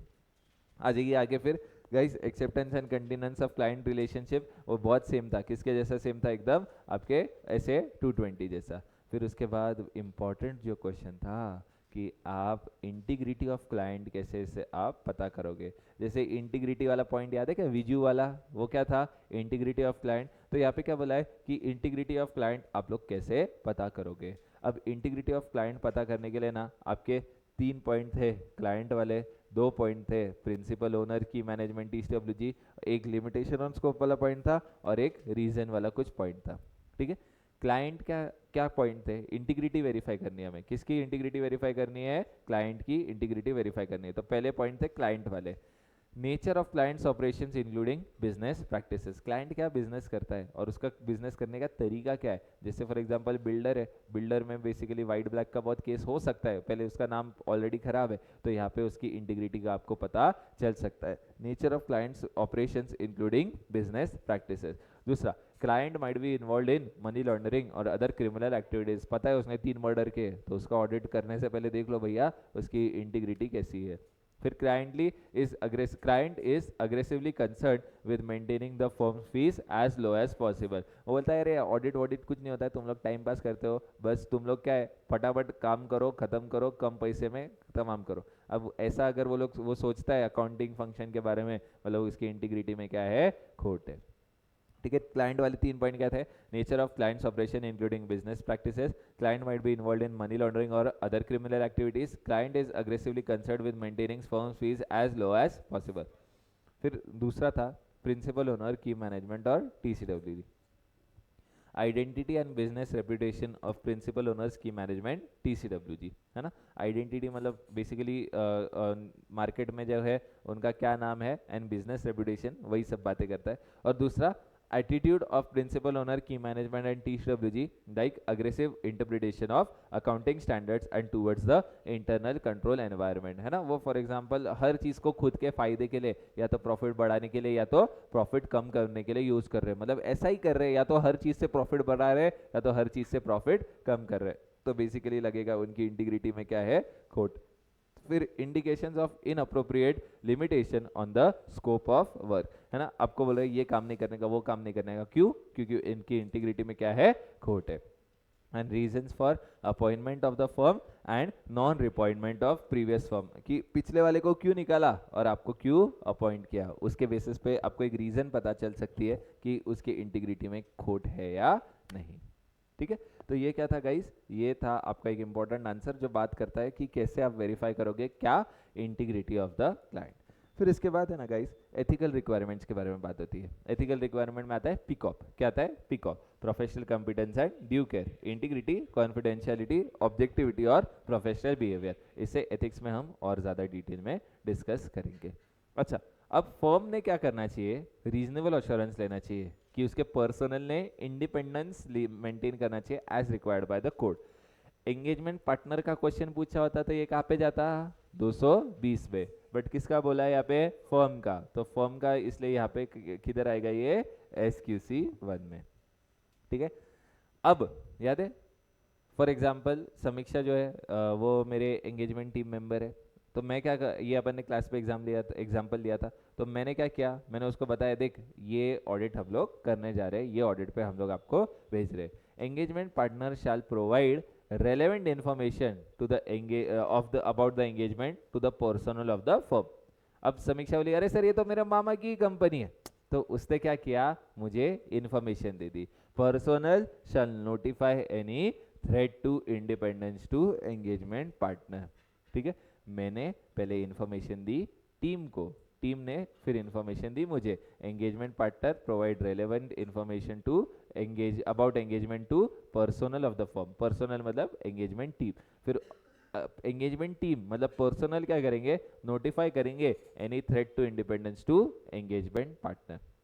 अब हम लोग क्या करेंगे, वो थ्रेट अगर पता चला या तो eliminate them, reduce to them acceptable level by applying safeguards और if appropriate withdraw from the engagement। और हर साल एटलीस्ट एनुअली हम क्या करेंगे, हम लोग बेसिकली एक रिटर्न कंफर्मेशन ले लेंगे कि जो भी पॉलिसीज एंड प्रोसीजर्स हैं ना रिलेटिंग टू इंडिपेंडेंस वो सारे पर्सनल ने क्या किए हैं, कंप्लाई किए हैं। ठीक है, फिर इसके बाद एंगेजमेंट परफॉर्मेंस में अलग अलग पॉइंट्स है। सबसे पहला पॉइंट आता है अबाउट कंसल्टेशन, जो भी डिफिकल्ट या कॉम्प्लेक्स मैटर्स होते हैं, कंफ्यूजिंग मैटर्स होते हैं, कंटीशियस मतलब क्या, कंफ्यूजिंग मैटर्स रहते हैं, उस पर हम लोग क्या लेंगे, कंसल्टेशन लेंगे। फिर ये जो है हम लोग अलग अलग लोगों से बात कर सकते हैं, वो फॉर्म के अंदर के भी लोग हो सकते हैं और फॉर्म के बाहर के भी लोग हो सकते हैं। कंसल्टर जो है ना उसको स्पेशलाइज्ड एक्सपर्टीज या नॉलेज होना चाहिए to resolve the matters. But other points कुछ जो रिलेटेड है टू EQC रिव्यूअर वो भी यहाँ पे गाइस बनते हैं इंपॉर्टेंट। पहला क्वेश्चन क्या है, EQC रिव्यूअर क्या रिव्यू करेगा, Significant judgments made during the audit engagement should be reviewed by EQC reviewer. Auditor को लगता है यार ये चीज़ के ढंग से हुई है कि नहीं हुई है, वो सोच में उसको जजमेंट लग रही है, तो ये चीज़ वो किसके साथ डिस्कस कर देगा, EQC रिव्यूअर, ताकि वो भी अपना एक अनबायस्ड व्यू दे पाए. अनबायस्ड व्यू बोले तो ऑब्जेक्टिव व्यू दे पाए before issuing the report. EQC reviewer कितना रिव्यू करेगा ये किस चीज पर डिपेंड करेगा. Extent of review depends upon the risk that the report issued may not be appropriate in the circumstances. अगर आपको रिस्क लग रही है कि यहाँ पे ऑडिट रिपोर्ट गलत हो जाएगी तो फिर बेसिकली EQC रिव्यूअर वहाँ पे उस चीज़ को डिटेल में चेक करेगा. क्या EQC रिव्यू से एंगेजमेंट पार्टनर की रिस्पॉन्सिबिलिटी कम होगी? नहीं, it does not reduce the responsibility of engagement partner. And EQC reviewer engagement partner के ओपिनियन में डिफरेंस है, तो ये कैसे रिजॉल्व होगा? If there are differences in opinion between EQC reviewer and engagement partner and recommendations of EQC reviewer are not accepted, तो इन्हें क्या करना चाहिए? प्रोसीजर्स फॉलो करने चाहिए, जैसे consulting with another practitioner firm और प्रोफेशनल और रेगुलेटरी बॉडी. ठीक है. फिर इसके बाद रिटेंशन ऑफ ऑडिट डॉक्यूमेंटेशन की बात थी, अपन ने समरी बना लिया था. जीएसटी में 6 साल, ऑडिट में 7 साल, इनकम टैक्स में 8 साल. Engagement document shall B retained for a period of sufficient time to permit those performing monitoring procedures to evaluate firms compliance with system of quality control or for a longer period as required by laws or regulations. Sir कभी exam में question आए तो ये paragraph लिखना पड़ेगा? बिल्कुल, ये paragraph आपको लिखना पड़ जाएगा. तो रिटेंशन पीरियड कितना है? It is no shorter than 7 years from the date of auditor's report और if later the group auditor's report. मैंने याद है बताया था, फॉर एग्जाम्पल SBI के बहुत सारे ब्रांचेस है, मेरे ब्रांच का ऑडिट 30 अप्रैल तक हो गया, बट जो मेन कंपनी ऑडिटर है ना उसका ऑडिट 30 जून को खत्म हुआ, तो मेरे 7 साल कहाँ से गिने जाएंगे? 30 जून से गिने जाएंगे. ठीक है. तो retention period will be 7 years from the date of auditor's report और if later the date of group auditor's report. फिर ह्यूमन रिसोर्स, अच्छे लोग रहेंगे आपके पास आपके फर्म में, तब जाके आप ढंग से ऑडिट कर पाओगे, रिव्यू कर पाओगे, बाकी सर्विसेज परफॉर्म कर पाओगे. तो फर्म के पास अच्छे पॉलिसीज एंड प्रोसीजर्स होने चाहिए जिसके बेसिस पे उन्हें रीजनेबल अश्योरेंस मिले कि उसके पास सफिशिएंट पर्सनल है, मतलब कम आदमी नहीं है, बराबर नंबर ऑफ आदमी है, with capability, competence and commitment. आदमी लोग में क्या होना चाहिए? 3C. क्या होना चाहिए? 3C. वो कौन से है बेटा?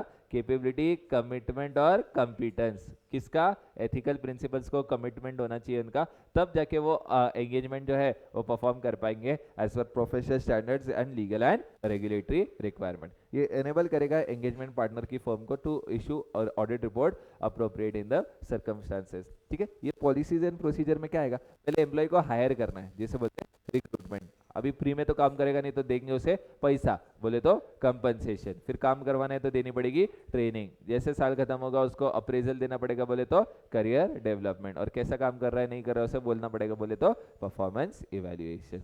एंड एकदम कंटिन्यूस प्रोफेशनल डेवलपमेंट पे उनका फोकस होना चाहिए. लास्ट पॉइंट आता है मॉनिटरिंग का. पॉलिसीज एंड प्रोसीजर्स होने चाहिए फॉर क्वालिटी कंट्रोल, वो रेलेवेंट होने चाहिए, एडिक्वेट होने चाहिए, ढंग से काम करने चाहिए और कंप्लाइड विथ होने चाहिए. ठीक है. ये पॉलिसीज एंड प्रोसीजर्स जो है ना, they include an ongoing consideration and evaluation of firm system of quality control. अभी एग्जिस्टिंगली जो काम हो रहा है वो ढंग से हो रहा है कि नहीं, वो हम इवैल्यूएट करेंगे, जिसपे क्या आ जाएगा? Periodic inspection of selection of completed engagement. ठीक है. तो ऐसे ही आपका SQC1 भी होता है खत्म. तो तुरंत हम बढ़ेंगे आगे टुवर्ड्स न्यू स्टैंडर्ड SA 230. याद आ रहा है क्या? चीज़ें रिकलेक्ट हो रहा है अच्छे से? ओके. ठीक है. फिर आता है SA 230. आज के टारगेट पे होगा ना शायद SA 230, कल है. ओके. तो अब बढ़ेंगे आगे गाइस ऑडिट डॉक्यूमेंटेशन में. ऑडिट में there is a famous saying that work not documented is work not done. मतलब अगर आप कोई चीज़ डॉक्यूमेंट नहीं करते ना, ऐसा माना जाएगा आपने काम किया ही नहीं. क्यों? अगर कोई आपके पास आता है और आपको बोलता है प्रूफ करके बताओ आपने वो काम किया है, आपके पास वो ऑडिट डॉक्यूमेंटेशन के अलावा कुछ प्रूफ हो ही नहीं सकता. तो ऑडिट डॉक्यूमेंटेशन बहुत इंपॉर्टेंट है एज एन ऑडिटर. और आशीष ये इतना इंपॉर्टेंट है कि ICAI ने क्या किया है, इसे एक अलग चैप्टर करके बनाया. अरे ऐसे बैठ, मैं ऐसे दिखाऊँ क्या? चलो. SA 230 deals with auditors responsibility to prepare audit documentation for an audit of financial statements. ठीक है, तो ऐसे 230 बात करेगा कि ऑडिटर की क्या जिम्मेदारी है relating to audit documentation. Specific documentation requirements of other essays do not affect the application of this standard। अरे बाकी स्टैंडर्ड बोलेंगे कि तुम लोग ये डॉक्यूमेंट करो, वो तो करना ही है, बट ये स्टैंडर्ड जो बोले उसे भी डॉक्यूमेंट करना पड़ जाएगा। लॉज एंड रेगुलेशंस में establish additional documentation requirement. Definition of audit documentation very important, और ये स्टैंडर्ड ऑलमोस्ट हर बार हर एग्जाम में पूछते ही है। ऑडिट डॉक्यूमेंटेशन क्या है? रिकॉर्ड है। क्या है? रिकॉर्ड, मतलब लिखित में कुछ है अपने पास। तीन चीजें: audit procedures perform, relevant audit evidence obtained and conclusion auditor reach. क्या है audit documentation? Audit documentation refers to record of क्या? Audit procedures perform, relevant audit evidence obtained and conclusion auditor's reach. Audit documentation को क्या भी बोला जाता है? Work papers या वर्किंग पेपर भी बोला जाता है। ऑब्जेक्टिव ऑफ ऑडिटर क्या है? एज पर एसे 230 हमें क्या करना है? हमें डॉक्यूमेंटेशन बनाना है जो हमें क्या दे? Sufficient and appropriate record the of basis of audit report, और अब ये हमें एक एविडेंस देगा कि audit was planned and performed in accordance with SAs and legal and regulatory requirement. ठीक है, nature of audit documentation again same as objective of audit auditor in 3, मतलब ये वाला पार्ट जो है ऑब्जेक्टिव जैसा सेम। फिर इसके बाद ये आंसर बहुत टाइम से मेरे को लगता है कि आएगा, पूछ ही नहीं रहे अभी। शायद आपका एग्जाम हो सकता है वो जहाँ पे ये बेसिकली क्वेश्चन पूछे। बाकी तो सब ये स्टैंडर्ड से इंपॉर्टेंट चीज़ें बहुत सारी पूछ ली, ये नहीं पूछा है अभी तक। ठीक है, पहले 3 पॉइंट थे किसके? Engagement team, assisting engagement team to plan and perform the audit, enabling engagement team to be accountable for their work, assisting members of engagement team to direct supervise the audit and discharge their review responsibilities। तो पहले 3 point किसके थे guys? Engagement team को। Audit documentation होगा, हर चीज़ लिखित में होगी तो ढंग से प्लानिंग हो पाएगी, है ना। जैसे आपके पास इतना मस्त शेड्यूल दिया है आपको डेली बेसिस पे क्या करना है, कैसे करना है, तो आपका काम ढंग से होगा। वैसे ही क्या होगा, एंगेजमेंट टीम को भी एक अच्छे से it will assist to plan and perform the audit. फिर अब ऑडिट डॉक्यूमेंटेशन पे क्या करेंगे करण जी? हम लोग साइन करेंगे। क्या करेंगे? साइन करेंगे। एम्प्लॉयज को बोलेंगे कि क्या करो, आप साइन करो। तो उनकी जिम्मेदारी हमने क्या करी? उस पर फिक्स कर दी, to be accountable for their work. और फिर ये असिस्ट करेगा मेंबर्स ऑफ एंगेजमेंट टीम को to direct supervise the audit and discharge their review responsibilities. अब मैं क्या हूँ? Engagement partner. काम कौन कर रहा है? Engagement team. मेरे को देखना है वो ढंग से काम कर रहे हैं कि नहीं। तो पहले मैं क्या दूंगा उन्हें? डायरेक्शन। ड्यूरिंग द ऑडिट क्या दूंगा उन्हें? Supervision. And after the audit क्या करूंगा? उनका रिव्यू। उनका काम खत्म होने के बाद बेसिकली मैं क्या करूंगा? रिव्यू। तो ये सब करने में मुझे क्या हेल्प करेगा? Audit documentation. फिर घर वाला इंस्पेक्शन, बाहर वाला inspection. enable conduct of quality control review and inspection as per SQC 1, enable conduct of external inspection in accordance with regulatory requirement। और इसके बाद retaining a record of matter of containing significance for future audit। कोई चीज़ आपको इस साल के साथ साथ बाद में भी काम आएगी, उसे आप क्या करो? रिटेन करके रखो, क्योंकि सेम मैटर अगले साल भी होगा और सेम चीज़ आपको अगले साल काम आएगी। ठीक है, फिर इसके बाद आता है form, content and extent of audit documentation. पहला पॉइंट आता है form of audit documentation. Sir form of audit documentation मतलब क्या? ऑडिट डॉक्यूमेंटेशन कैसा बनाना चाहिए? क्या है? ऑडिट डॉक्यूमेंटेशन कैसा बनाना चाहिए? ऑडिट डॉक्यूमेंटेशन ऐसा बनाओ जिसको देख के एक एक्सपीरियंस्ड ऑडिटर, जिसका इस ऑडिट से कोई लेना देना नहीं है, वो क्या समझ पाए कि आपने क्या क्या ऑडिट प्रोसीजर्स लगाए, उन ऑडिट प्रोसीजर्स का रिजल्ट्स क्या था, सिग्निफिकेंट मैटर्स क्या थे आपके ड्यूरिंग द ऑडिट, कंक्लूजन्स क्या लिखे निकले उन मैटर्स के, और आपने कितना प्रोफेशनल जजमेंट लगाया इन रीचिंग दोस कंक्लूजन। सर ऐसा क्यों है? देखो मतलब इतना वेल प्रिपेयर्ड होना चाहिए आपका ऑडिट डॉक्यूमेंटेशन, जिसको देख के एक एक्सपीरियंस्ड बंदा, देखो अनएक्सपीरियंस्ड बंदा रहेगा तो आपको समझ ही नहीं पाएगा आपके काम को। एक एक्सपीरियंस्ड बंदा है, एक एक्सपीरियंस्ड ऑडिटर है, जिसका इस ऑडिट से कोई लेना देना नहीं है, वो अच्छे से हर चीज को समझ पा रहा है। The auditor shall prepare audit documentation that is sufficient to enable an experienced auditor having no previous connection with audit to understand nature, timing and extent of audit procedures performed, results of audit procedures performed and audit evidence obtained, significant matters arising during the audit, conclusions reached thereon and significant professional judgment in reaching those conclusions। फिर इसके बाद आता है कि sir हम लोग कैसे document करेंगे nature, timing and extent of audit procedures. याद है मैंने बताया था कि ऑडिट प्रोसीजर्स को डॉक्यूमेंट करना है तो हम बनाते हैं चेकलिस्ट। चेकलिस्ट में बेसिकली ऑडिट प्रोसीजर होता है, यस नो लिखा जाता है, फिर प्रिपेयर्ड बाय उसकी साइन और डेट, रिव्यूड बाय उसकी साइन और डेट, फिर उसके बाद क्या रहता है, एक आइटम है और उसको चेक कैसे करना है ना, वो डिटेल में दिखा जाता है। तो पहला पॉइंट क्या है, identifying characteristics of specific items और मैटर्स टेस्टेड। तो इधर हम आइटम या मैटर क्या टेस्ट कर रहे हैं, पीपी, उसकी कैरेक्टरिस्टिक्स मतलब क्या, हमने चेक किया इनवॉइस क्लाइंट के नाम पे है कि नहीं, लाइफ जो है schedule two of companies act के हिसाब से है या नहीं। तो क्या ये identifying characteristics of specific items और मैटर्स टेस्टेड। दूसरा, who perform the work and date on which work was perform. और तीसरा, who reviewed the work and date of such review. इसके बेसिस पे हम लोग क्या डॉक्यूमेंट कर रहे हैं, nature, timing and extent of audit procedure. कुछ दूसरे पॉइंट्स पे आपको डॉक्यूमेंटेशन के रिलेटेड बोले, कुछ सिग्निफिकेंट बात आपने की है और किसी मैनेजमेंट या टीसीडब्ल्यू से। अब लोगों की दिक्कत क्या होती है प्रशु, वो लोग क्या हो जाते हैं, मुकर जाते हैं ना, अभी कुछ और बोलेंगे बाद में कुछ और करेंगे। इसके लिए हम क्या करते हैं, बेसिकली जो बातें उनसे की है ना, वो लिखित में हम लोग बेसिकली रखते हैं अपने पास। उसमें हम लिखेंगे क्या बात की हमने, किसके साथ बात की और कब बात की, ये सब जो है ना डॉक्यूमेंट करके रखना। एंड इसके बाद अगर ऑडिटर को कोई इन्फॉर्मेशन मिलती है which is inconsistent with auditors final conclusion, तो ऑडिटर डॉक्यूमेंट करेगा इस इनकंसिस्टेंसी को आपने कैसे रिजॉल्व किया था। फिर इसके बाद guys, what are the factors on which the form, content and extent of audit documentation depend on. What are the factors on which form, content and extent of audit documentation depend on? ठीक है, तो पहले 3 point थे, nature nature nature, मतलब कैसे और कितना document करूँ ये किन फैक्टर्स पर डिपेंड करेगा। पहला था nature and size of the entity, दूसरा था nature of audit procedures perform with reference to identified risk of material misstatement, तीसरा था nature and extent of exception identified. Vikarn बेटा क्या हो गया, nature and size of the entity, है ना, कोई एंटिटी बहुत बड़ी है तो चिंदी चिंदी चीजें डॉक्यूमेंट करेंगे क्या, नहीं, nature and size of entity पे डॉक्यूमेंटेशन डिपेंड करेगा। दूसरा क्या आता है, nature of audit procedures perform with reference to identified risk of material misstatement, risk ज्यादा है तो अपने को डॉक्यूमेंटेशन कम करना पड़ेगा कि ज्यादा, ज्यादा। फिर nature and extent of exception identified, राजस बेटा एक्सेप्शन बोले तो क्या होता है, एक्सेप्शन मतलब गलती, गलतियों के चांसेस ज्यादा है तो डॉक्यूमेंटेशन की गुमावट रिक्वायरमेंट क्या होगी, ज्यादा होगी। फिर audit methodology and tools used, है ना, बेसिकली क्या टूल यूज किया है उसके अनुसार डॉक्यूमेंटेशन रिक्वायरमेंट होगी। जैसे आप वाउचिंग कर रहे हो तो इनवॉइसेस वगैरह शायद डॉक्यूमेंट करना थोड़ा मुश्किल हो जाएगा, उसके आप फोटोज वगैरह रख सकते हो, बट अगर आप एनालिटिकल प्रोसीजर कर रहे हो तो पूरा प्रोसीजर आप क्या कर पाओगे, डॉक्यूमेंट कर पाओगे।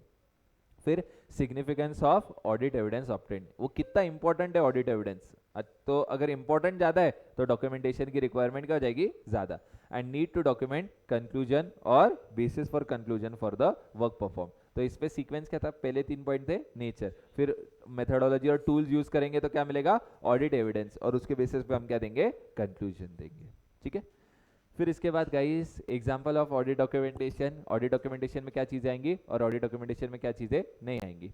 What audit documentation includes? Audit documentation may be recorded in paper or in electronic or other media. Audit documentation में क्या आता है, सीसी लासी, लस्सी नहीं लासी, ठीक है, सीसी क्या आता है, चेकलिस्ट। दूसरा C correspondence concerning significant matters, correspondence मतलब क्या है, ईमेल्स वगैरह रहते हैं ना, वो आते हैं आपका अंडर करस्पॉन्डेंस। एल से आता है letter of confirmation and representation. Sir letter of confirmation and representation basically आप जो रिटर्न रिप्रेजेंटेशन लेते हो ना SFIT के अनुसार, वो क्या है, letter of confirmation and representation, तो वो डॉक्यूमेंटेशन में आएगा। ऑडिट प्रोग्राम ऐसे 300 में आज देखेंगे हम, analysis, summaries of significant matters and issues memorandum, ये क्या आएगा, ये ऑडिट डॉक्यूमेंटेशन में आएगा।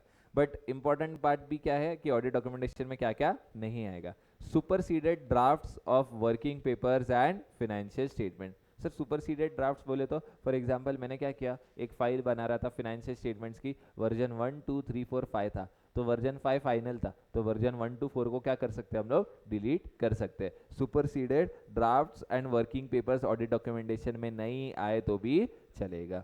Notes that incomplete that reflect incomplete और प्रिलिमिनरी थिंकिंग, है ना, जूने नोट्स देखिए चैट जीपीटी पे प्रॉम्प्ट डालते हो आप, फिर प्रॉम्प्ट डालने के बाद वो आपको बराबर मस्त करके देता है, तो जो प्रॉम्प्ट डाला वो डॉक्यूमेंट करने की जरूरत नहीं है, जो बढ़िया वाला कंटेंट है उसे डॉक्यूमेंट कर दो। तो नोट्स दैट रिफ्लेक्ट इनकम्प्लीट और प्रिलिमिनरी थिंकिंग। फिर previous copies of documents corrected for typological और अदर एरर्स। देखो जब आप काम करने जाओगे ना तो आप एक चीज रहती है जिसे बोलते हैं प्रूफ रीडिंग। प्रूफ रीडिंग में क्या होता है, ग्रामेटिकल एरर्स, फॉन्ट वगैरह की साइज ऊपर नीचे, कोई गलत फॉन्ट यूज कर दिया, वो सब चीजें चेक करते हैं। तो चेक करने के बाद जो फाइनल फाइल है वो रखो और उसके पहले वाली फाइल को क्या कर दो, डिलीट कर दो, है ना। और डुप्लीकेट ऑफ डॉक्यूमेंट्स को भी रखने की जरूरत नहीं है। अच्छा, note, audit documentation is not a substitute for entities accounting record. Entity accounting record नहीं रख रहे आप, ऑडिट डॉक्यूमेंटेशन रखो, चलेगा क्या? नहीं, ऐसा चलने वाला नहीं है। ठीक है। अब सर एक इंपॉर्टेंट क्वेश्चन आता है यहाँ पे, सर ऑडिट डॉक्यूमेंटेशन कब तक बनाना चाहिए? याद है 60 days after the date of auditor's report. अगर आप ऐसा सोचते हो तो आप गलत हो। Audit documentation should be prepared simultaneously. कैसे प्रिपेयर करेंगे? साइमल्टेनियसली, है ना। जैसे जैसे काम हो रहा है वैसे वैसे बेसिकली अपने को टाइमली बेसिस पर क्या करना पड़ेगा, ऑडिट डॉक्यूमेंटेशन बनाना पड़ेगा।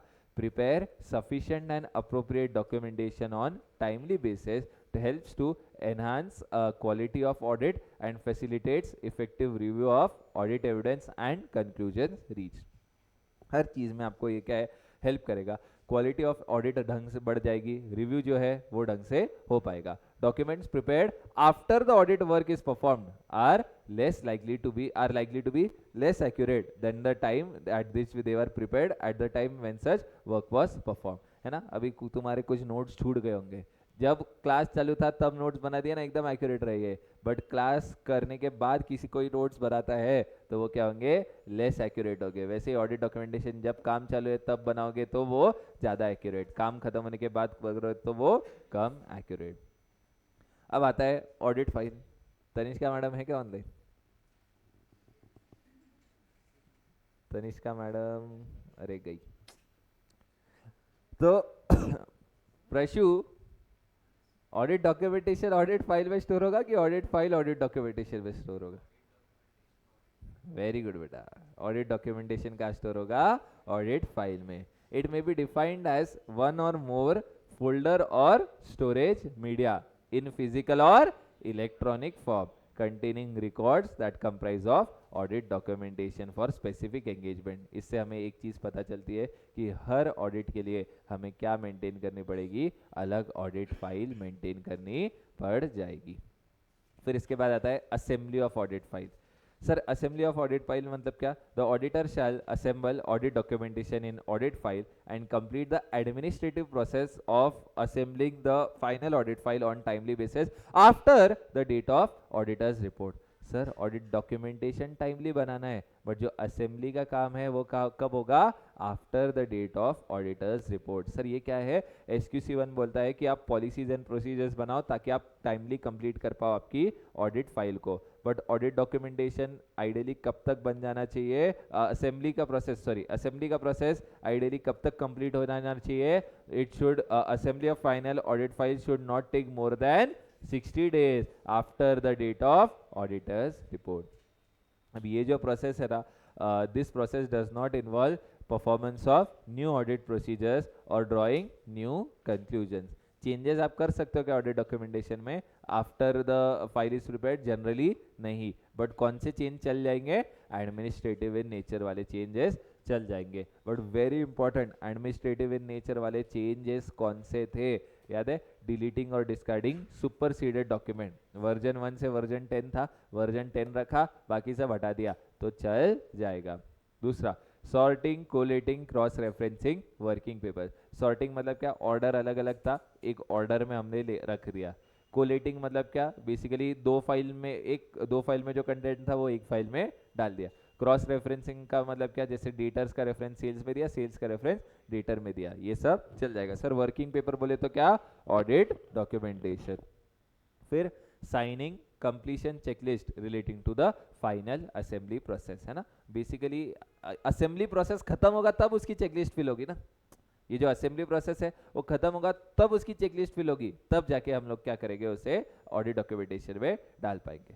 और आखिरी पॉइंट सबसे important, documenting audit evidence that auditor has obtained, discussed and agreed with relevant members of engagement team before the date of auditor's report।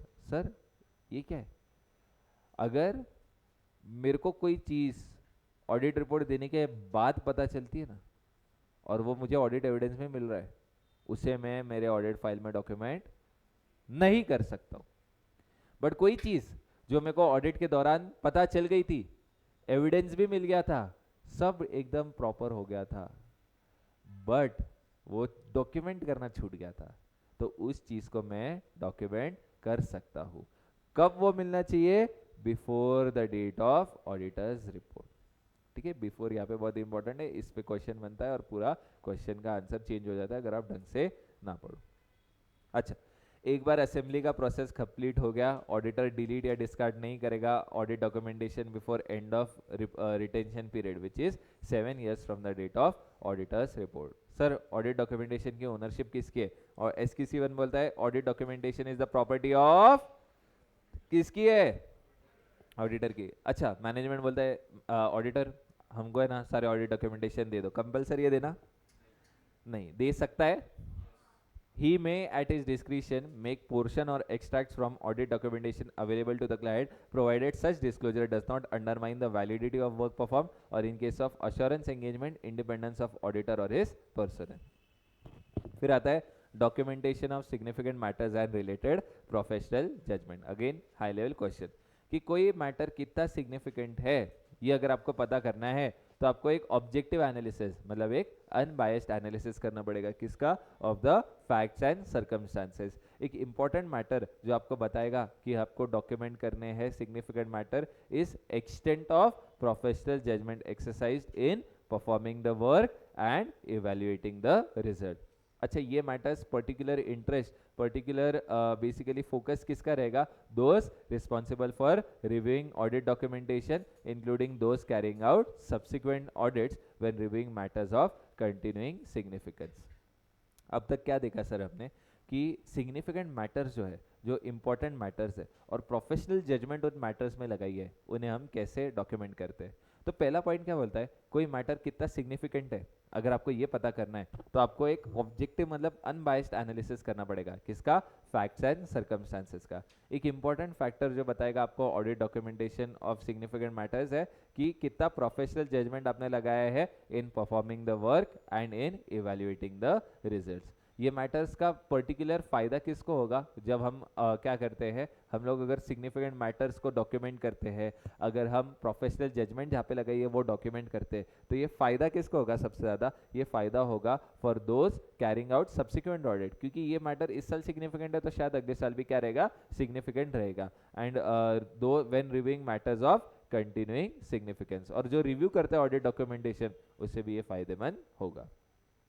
अच्छा, अगर हम लोग ऐसा करते, अगर हम लोग प्रोफेशनल जजमेंट को डॉक्यूमेंट करते तो it will reinforce the quality of judgment. आपके इसमें इसके आगे भी है क्या कुछ एग्जाम्पल्स है? एक सेकंड ना, मैं तुरंत खोल लेता हूँ वो भी।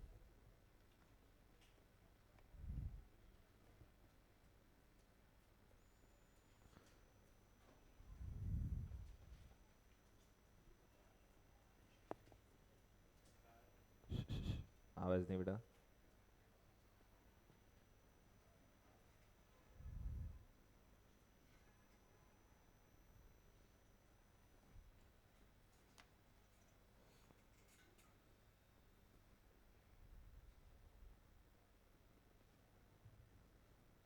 क्या हो गया कुमावत राजेश, आज भी एक दूसरे को देख के हंस रहे हो?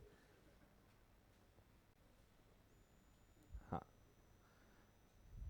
examples of significant matters which will require auditor to document those significant matters, है ना? क्या है?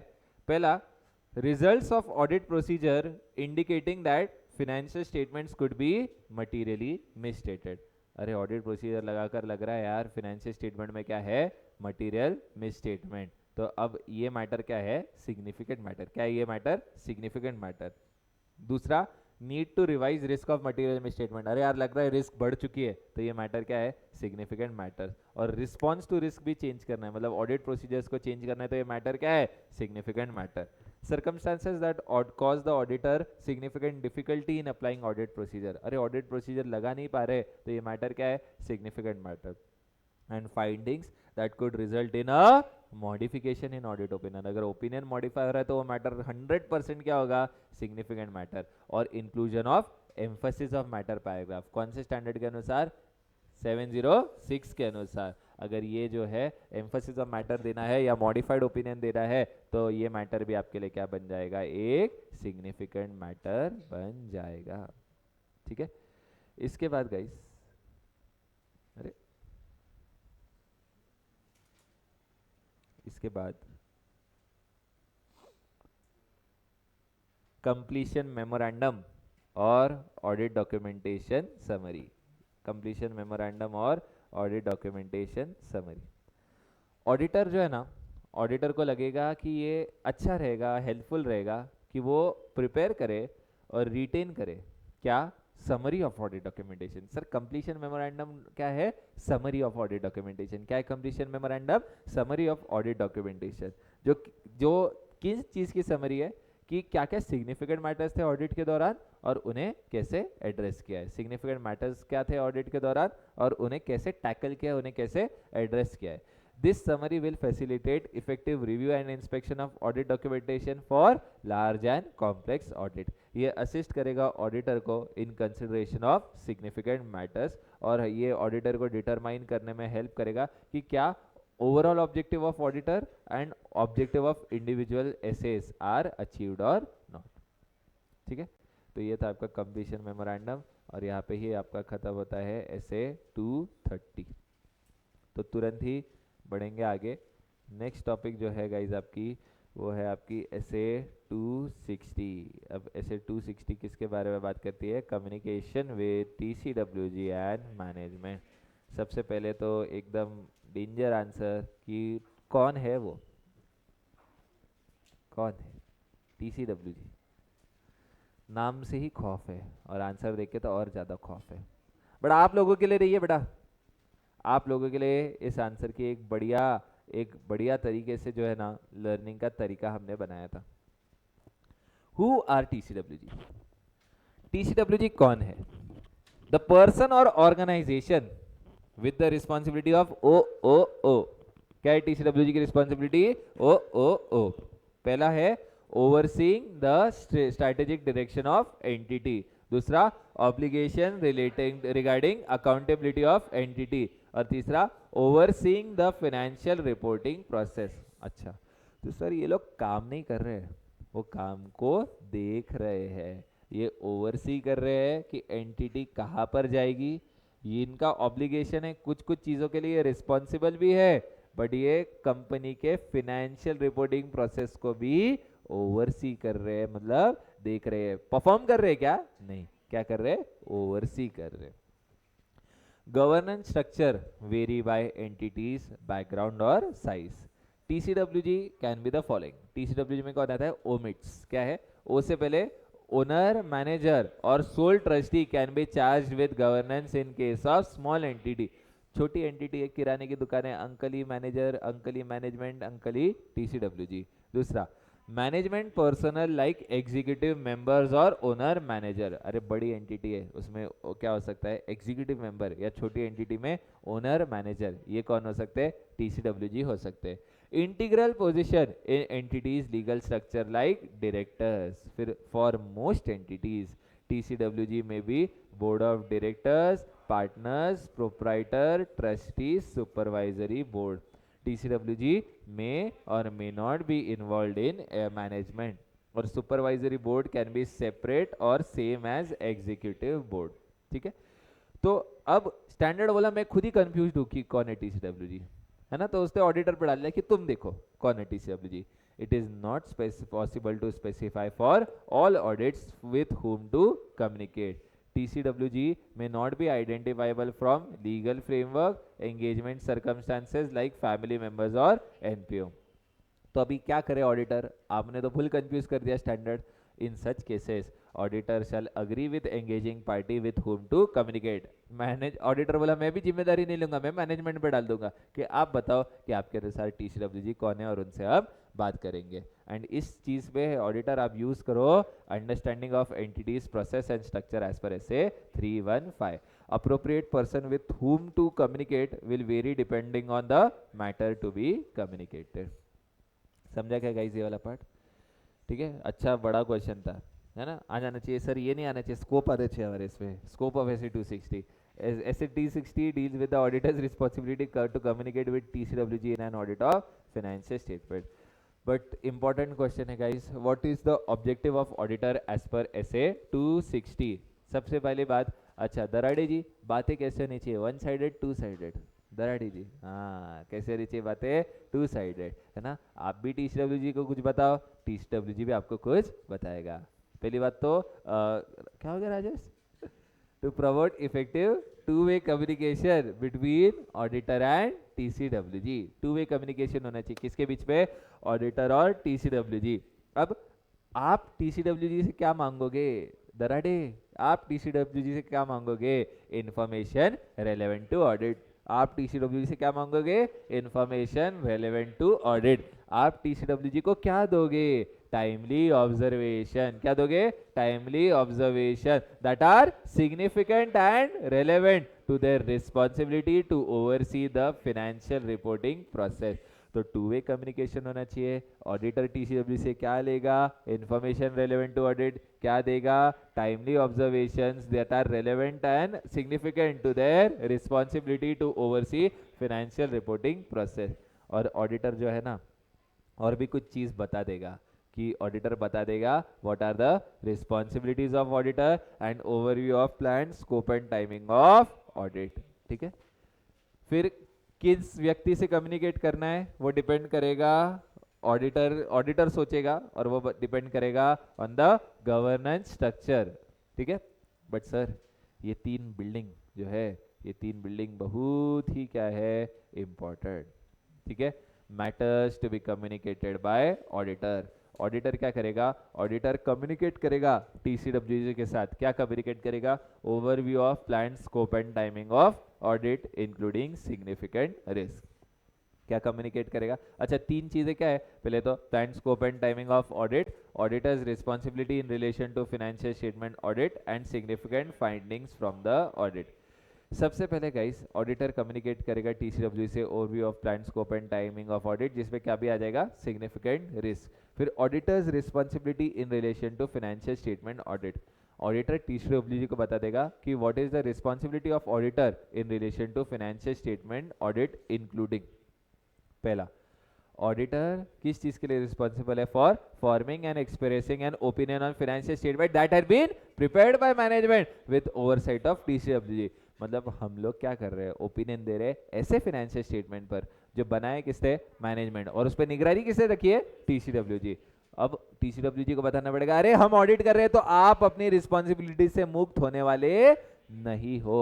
Audit of financial statement does not relieve the management और टीसीडब्ल्यूजी ऑफ देयर रिस्पॉन्सिबिलिटी. फिर आता है तीसरा बिल्डिंग, सबसे बड़ा बिल्डिंग, सबसे important building, significant findings from audit.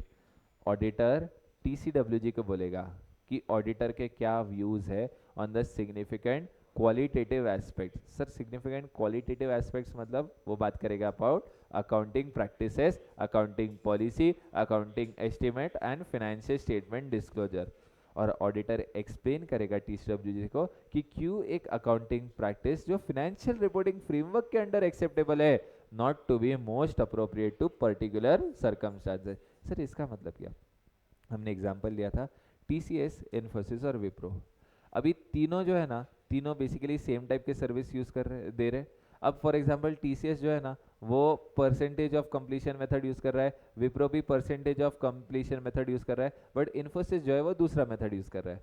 तो भले ही वो मेथड जो है कहाँ पर अलाउड है? फाइनेंशियल रिपोर्टिंग फ्रेमवर्क पे, but it is not appropriate in the circumstances, क्योंकि कंपेरेबिलिटी पे ये दिक्कत डालता है. तो ऑडिटर ये चीज किसको समझाएगा? टीसीडब्ल्यूजी को, कि क्या that why a significant accounting practice which is acceptable under the financial reporting framework not to be the most appropriate in the circumstances.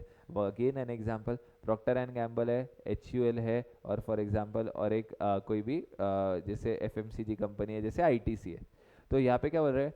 ITC जो है फीफो यूज कर रहा है, आपका HUL जो है वो फीफो यूज कर रहा है, बट Procter and Gamble क्या यूज कर रहा है? For example weighted average. Allowed है, वेटेड एवरेज मना नहीं है, but it is allowed under the applicable financial reporting framework but not to be appropriate in the circumstances. ठीक है। फिर इसके बाद ऑडिटर क्या बताएगा, significant difficulties encountered during the audit. क्या बताएगा auditor, significant difficulties encountered during the audit. और जब तक टीसी सारे TC WG are involve in managing the entity, मतलब यहाँ पे क्या है, अगर टीसीडब्ल्यूजी और मैनेजमेंट अलग रहे ना तो ये पॉइंट रेलेवेंट है, वरना ये चीज बोलने की जरूरत नहीं है। क्या ये significant matters that were discussed और subject to correspondence with management.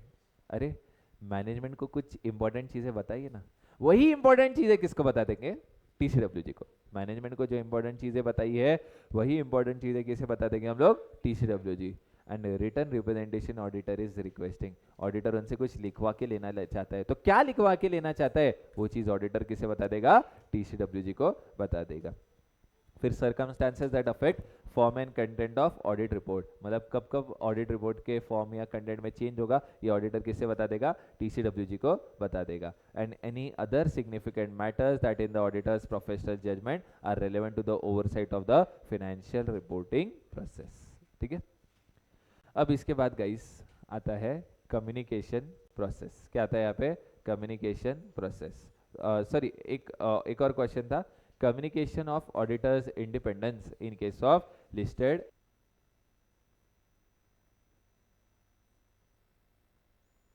Battery.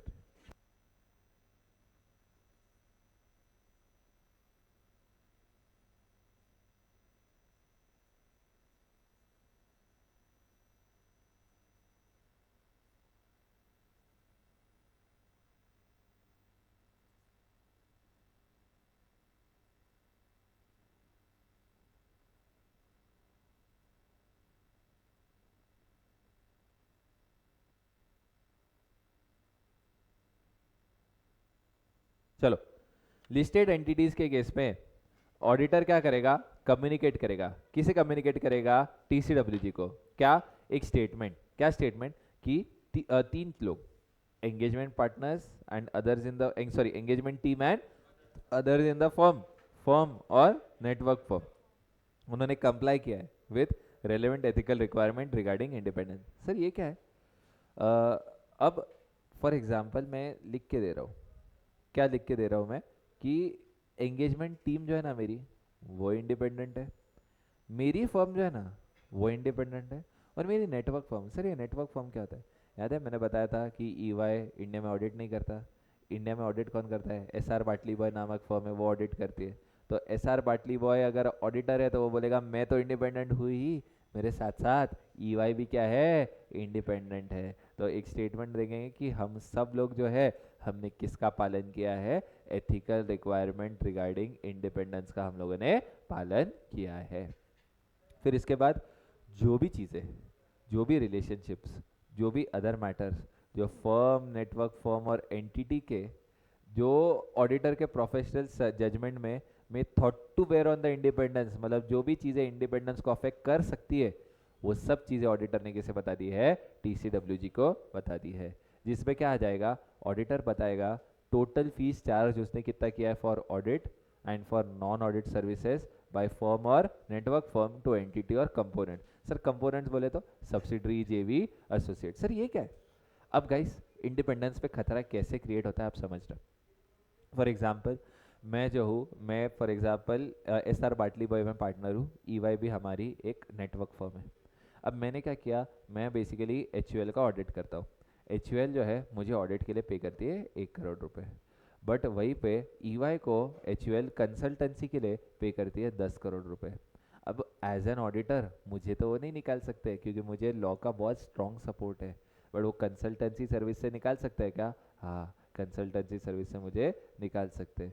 तो वो जो है ना, फॉर एग्जांपल मैं बोलूँ मैं मॉडिफाइड ओपिनियन दूंगा, वो बोलेंगे ठीक है अगली बार कंसल्टेंसी सर्विस आपको मिलने वाली नहीं है। तो ऐसे केस में क्या अफेक्ट हो गया मेरा इंडिपेंडेंस। तो मैंने क्या किया, मैंने अभी ये टीसीडब्ल्यूजी लोग हैं ना, ये इंडिपेंडेंट डायरेक्टर्स वगैरह रहते हैं, मैंने आपको बताया था ऑडिट कमिटीज़ रहती है यहाँ पे, इन केस ऑफ लिस्टेड कंपनीज वगैरह ऑडिट कमिटीज़ रहती है जहाँ पे इंडिपेंडेंट डायरेक्टर बैठते हैं।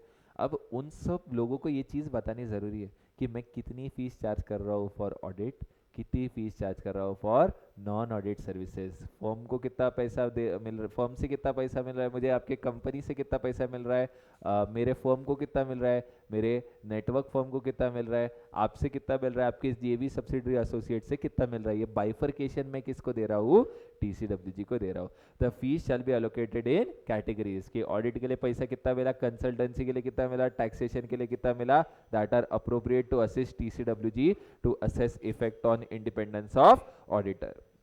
बट सर अगर कुछ इंडिपेंडेंस पर खतरा है और हमने कुछ सेफगार्ड भी लगाए हैं ताकि हम एलिमिनेट कर पाए उस थ्रेट को या रिड्यूस कर पाए, वो भी हमें यहाँ पे मेंशन करना पड़ जाएगा। ठीक है, फिर इसके बाद गाइस, इसके बाद जो नेक्स्ट पॉइंट आता है वो बात करता है अबाउट कम्युनिकेशन प्रोसेस। ठीक है, तो कम्युनिकेशन प्रोसेस में the auditor shell communicate with TCWG form, timing and expected general content of communication. The auditor shall communicate in writing with TCWG regarding significant findings from the audit if in the auditor's professional judgment oral communication will not be adequate, है ना। अगर कोई चीज़ auditor को लगता है यार orally बात करना इतना काम का नहीं है, तो ऑडिटर कैसे बात करेगा, रिटर्न में बात करेगा।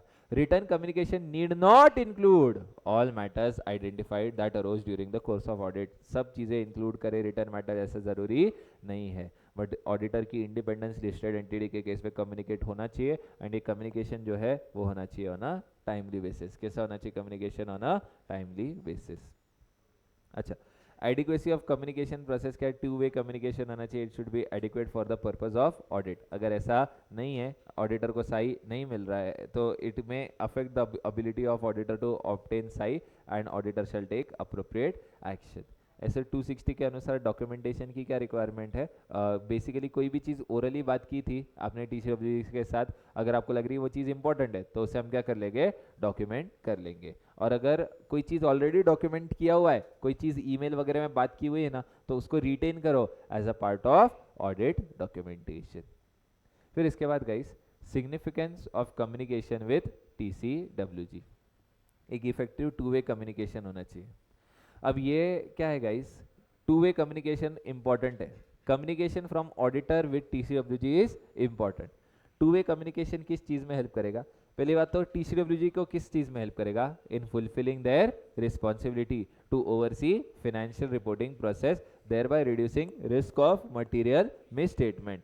फिर दूसरा, ऑडिटर को किस चीज़ में हेल्प करेगा, obtaining from TCWG information relevant to audit, जो हेल्प करेगा ऑडिटर को to understand entity and its environment, identify appropriate source of audit evidence and providing information about specific transactions और event.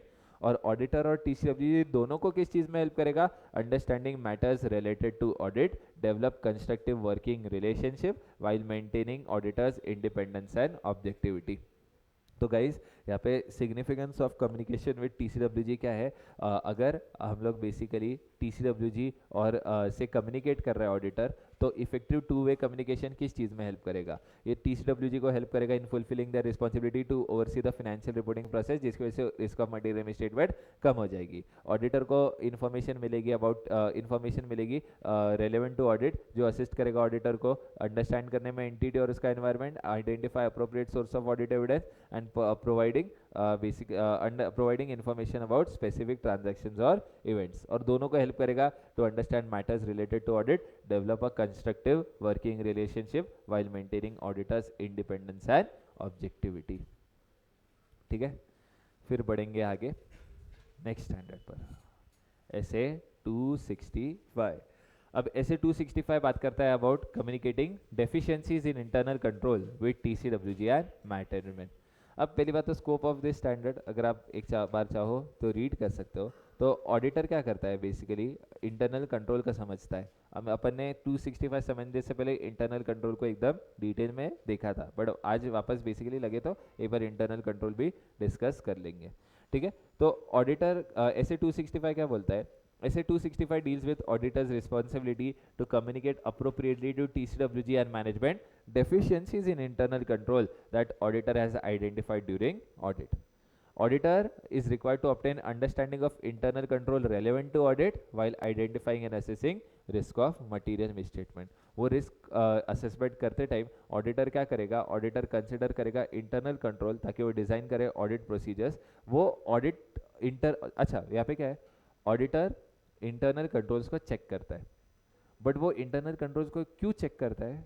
To design his audit procedures. कि internal control अच्छा है तो audit procedure आगे लगाएंगे कम, इंटरनल कंट्रोल बुरा है तो आगे ऑडिट प्रोसीजर्स लगाएंगे ज़्यादा.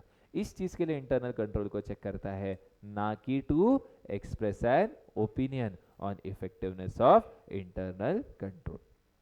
ऑडिटर को डेफिशिएंसीज मिल सकती है एट एनी स्टेज, और इसके साथ साथ ऑडिटर जो है डेफिशिएंसीज टीसीडब्ल्यूजी मैनेजमेंट को बता देगा. ठीक है, ये स्टैंडर्ड के अनुसार. ऑब्जेक्टिव ऑफ ऑडिटर क्या है? ऑडिटर को जो भी इंपॉर्टेंट चीज़ें लगते हैं और जो मेरिट करते हैं टीसीडब्ल्यूजी का अटेंशन, वो चीज़ें वो उन्हें बता देगा. बट जो बहुत इंपॉर्टेंट पार्ट है कि what do you mean by the term deficiency and what do you mean by the term significant deficiency. अब डेफिशिएंसी क्या है? दो चीज़ें सिंपल भाषा में. कंट्रोल है, ढंग से काम नहीं कर रहा है, या तो कंट्रोल है ही नहीं, इसे हम क्या बोलते हैं? Deficiency. A control designed, implemented और operated in such a way that it is unable to prevent, detect, correct misstatement in financial statement on timely basis. Control है but it is not able to PDC MS on a timely basis.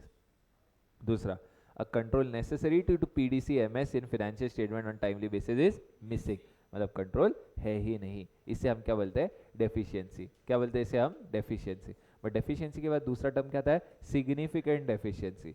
Significant deficiency मतलब क्या? अ deficiency और combination of deficiency in internal control that in the auditor's professional judgment is of sufficient importance to merit the attention of TCWG.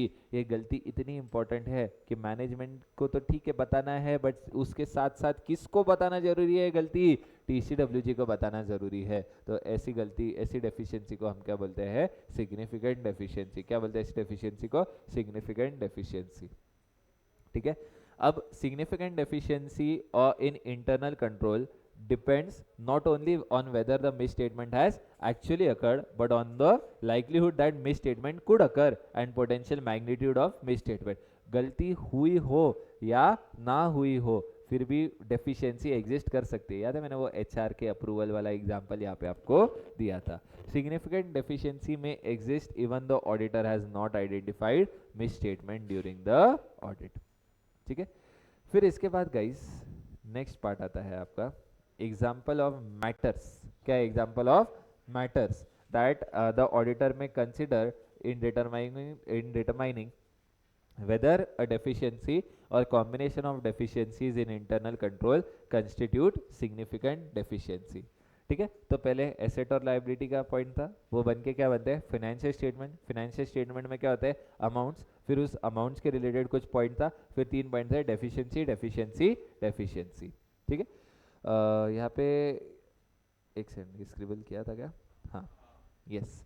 तो यहाँ पे क्या था? Asset और liability, susceptibility to loss और फ्रॉड. फिर likelihood of deficiencies leading to material misstatement in financial statement in future. पहला asset और लायबिलिटी में कितना चांसेस था? ससेप्टिबिलिटी मतलब चांसेस लॉस और फ्रॉड का. अगर चांसेस ज्यादा है तो वो डेफिशिएंसी क्या बन जाएगी बच्चों? Significant deficiency. दूसरा, likelihood of deficiencies leading to material misstatement in financial statement in future. मतलब फ्यूचर में फाइनेंशियल स्टेटमेंट में डेफिशिएंसी के गलती होने के चांसेस ज़्यादा है, तो फिर वो डेफिशिएंसी क्या बन जाएगी? Significant deficiency. Financial statement amount exposed to deficiency. कितना अमाउंट एक्सपोज है? छोटा अमाउंट है, बड़ा अमाउंट है? बड़ा अमाउंट होगा तो डेफिशिएंसी क्या होगी? Significant deficiency. Estimated amounts, subjectivity and complexity involved such as fair value accounting estimates. जितनी ज़्यादा जजमेंट उतनी ज़्यादा डेफिशिएंसी क्या रहेगी? Significant deficiency. जितनी ज़्यादा सब्जेक्टिविटी, जितनी ज़्यादा complexity to determine estimated amount, वहाँ पे डेफिशिएंसी क्या रहेगी? Significant deficiency. फिर डेफिशिएंसी के 3 पॉइंट थे. Volume of activity in transaction account balance exposed to deficiency, cause and frequency of exceptions identified due to deficiency and interaction of deficiency with other deficiency. पहले बात तो volume of transactions in volume of activity मतलब क्या है, कितना transactions का volume, मतलब कितने नंबर ऑफ ट्रांजैक्शंस है। नंबर ऑफ ट्रांजैक्शन बहुत ज़्यादा होते हैं और उस अकाउंट में डेफिशिएंसी है, तो डेफिशिएंसी क्या बच जाएगी, सिग्निफिकेंट डेफिशिएंसी। कॉज मतलब क्या है, रीजन क्या है, फ्रॉड है कि एरर है। अगर फ्रॉड होगा तो डेफिशिएंसी क्या होगी, एकदम सिग्निफिकेंट। फ्रीक्वेंसी मतलब कितनी बार जो है क्या होता है, एक्सेप्शन आइडेंटिफाई होता है। कुमावत एक्सेप्शन मतलब क्या होता है बेटा, गलती identified due to the deficiency. And interaction of deficiency with other deficiency, मतलब एक डेफिशिएंसी दूसरे डेफिशिएंसी के साथ मिलके बहुत अमाउंट बढ़ा देती है, बहुत रिस्क बढ़ा देती है, तो वो भी डेफिशिएंसी क्या बन जाएगी, सिग्निफिकेंट डेफिशिएंसी। ठीक है। फिर इसके बाद गाइस हमने देखा था इंडिकेटर्स। ठीक है, ये एग्जाम में भी आपने देखा था कि एमसीक्यू के फॉर्म में जो है इन्होंने इंडिकेटर्स के बारे में पूछ लिया था। Example of indicators of significant deficiency in internal control, बढ़िया सा सीक्वेंस है, आपको आसानी से ये लर्न हो जाता है ना। Absence of wrap, ineffective entity wrap, ineffective response to identified significant risk। क्या है, absence of wrap, ineffective entity wrap, ineffective response to identified significant risk। पहला पॉइंट क्या है, रैप होना चाहिए, एक्सपेक्ट करते हैं कि हम ऐसे एंटिटी में रैप होना चाहिए, बट नहीं है। Absence of wrap where such process would be ordinarily be expected. Ineffective entity wrap, wrap है बट ढंग से काम नहीं कर रहा है। such like management failure to identify risk of material misstatement that auditor expects RAP to have identified। फिर उसके बाद अच्छा ये रैप किसका है, मैनेजमेंट का है कि ऑडिटर का है, मैनेजमेंट के रैप के बारे में बात कर रहे हैं। फिर evidence of ineffective response to identified significant risk, अरे मैनेजमेंट आपको बता दिया यहाँ पे गलती है, आप कुछ चेंज कर ही नहीं रहे हो, तो यहाँ पे फिर क्या है, ये इंडिकेटर है कि यहाँ पे क्या हो सकती है, सिग्निफिकेंट डेफिशिएंसी। क्या ये इंडिकेटर है कि यहाँ पे क्या होगी, सिग्निफिकेंट डेफिशिएंसी। फिर उसके बाद मिस स्टेटमेंट वाला पॉइंट था, misstatement detected by audit procedures but not PDC by entities internal control.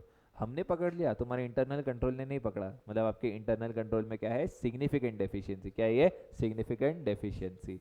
फिर disclosure of material misstatement due to fraud और error as prior period item in current years P&L. इस साल के PNL में दिख रहा है कि प्रायर पीरियड आइटम है, मतलब पिछले साल कोई एक्सपेंस बुक होना था बट वो बुक नहीं हुआ, वो इस साल बुक किया है, तो पिछले साल छूट गया, मतलब यहाँ पे डेफिशिएंसी कौन सी है, सिग्निफिकेंट डेफिशिएंसी। फिर इसके बाद evidence of managements inability to oversee the preparation of financial statement, management जो है वो ढंग से फाइनेंशियल स्टेटमेंट को प्रिपेयर नहीं कर पा रहा है, तो ये डेफिशिएंसी क्या होगी, सिग्निफिकेंट डेफिशिएंसी। फिर इसके बाद evidence of ineffective aspects of control environment, control environment याद है क्या, मैनेजमेंट बेसिकली कितना बेसिकली कंट्रोल कॉन्शियस है, मतलब उसको चलता है ना एटीट्यूड है या एकदम स्ट्रिक्ट है इंटरनल कंट्रोल के रिलेटेड, उसे क्या बोलते हैं, कंट्रोल एनवायरनमेंट। मैनेजमेंट कितना फिनेंशियली इंटरेस्टेड है, management financially interested transaction not properly being scrutinised by TCWG, मतलब कोई ऐसी ट्रांजैक्शन है जहाँ पे मैनेजमेंट का स्वार्थ है, वो टीसीडब्ल्यूजी ढंग से चेक नहीं कर रहा है, मतलब ये डेफिशिएंसी क्या है, क्या है डेफिशिएंसी है, significant deficiency. Management fraud not prevented by entities internal control, management का फ्रॉड है, इंटरनल कंट्रोल नहीं पकड़ पा रहा है, ये डेफिशिएंसी क्या है। और management failure to implement remedial action on significant deficiency, है ना, मैनेजमेंट जो है वो बेसिकली हमने बोला कि डेफिशिएंसी करेक्ट करो, वो करेक्ट नहीं कर रहे, तो ये डेफिशिएंसी क्या होगी बच्चों, सिग्निफिकेंट डेफिशिएंसी। फिर इसके बाद नेक्स्ट क्वेश्चन आता है बेसिकली एग्जाम्पल्स और importance of controls relating to financial reporting process. ठीक है, तो यहाँ पे ना गाइस बेसिकली आपको याद होगा, तो हमने क्या किया था, बेसिकली आपको एक एग्जांपल दिया था, एक मॉल, एक होटल का, जहाँ पे 32nd 33rd फ्लोर जो है वो डायरेक्टर्स को बेच दिया था उन्होंने, याद है आपको ये वाला पॉइंट। तो पहला पॉइंट क्या है, controls over significant transactions with related party. अब वो डायरेक्टर्स को बेचा उन्होंने वो फ्लोर, तो वो क्या है, रिलेटेड पार्टी। अच्छा, होटल का काम फ्लोर बेचना है क्या, नहीं, होटल का काम ये है नहीं, तो these are transactions outside the entities normal course of business.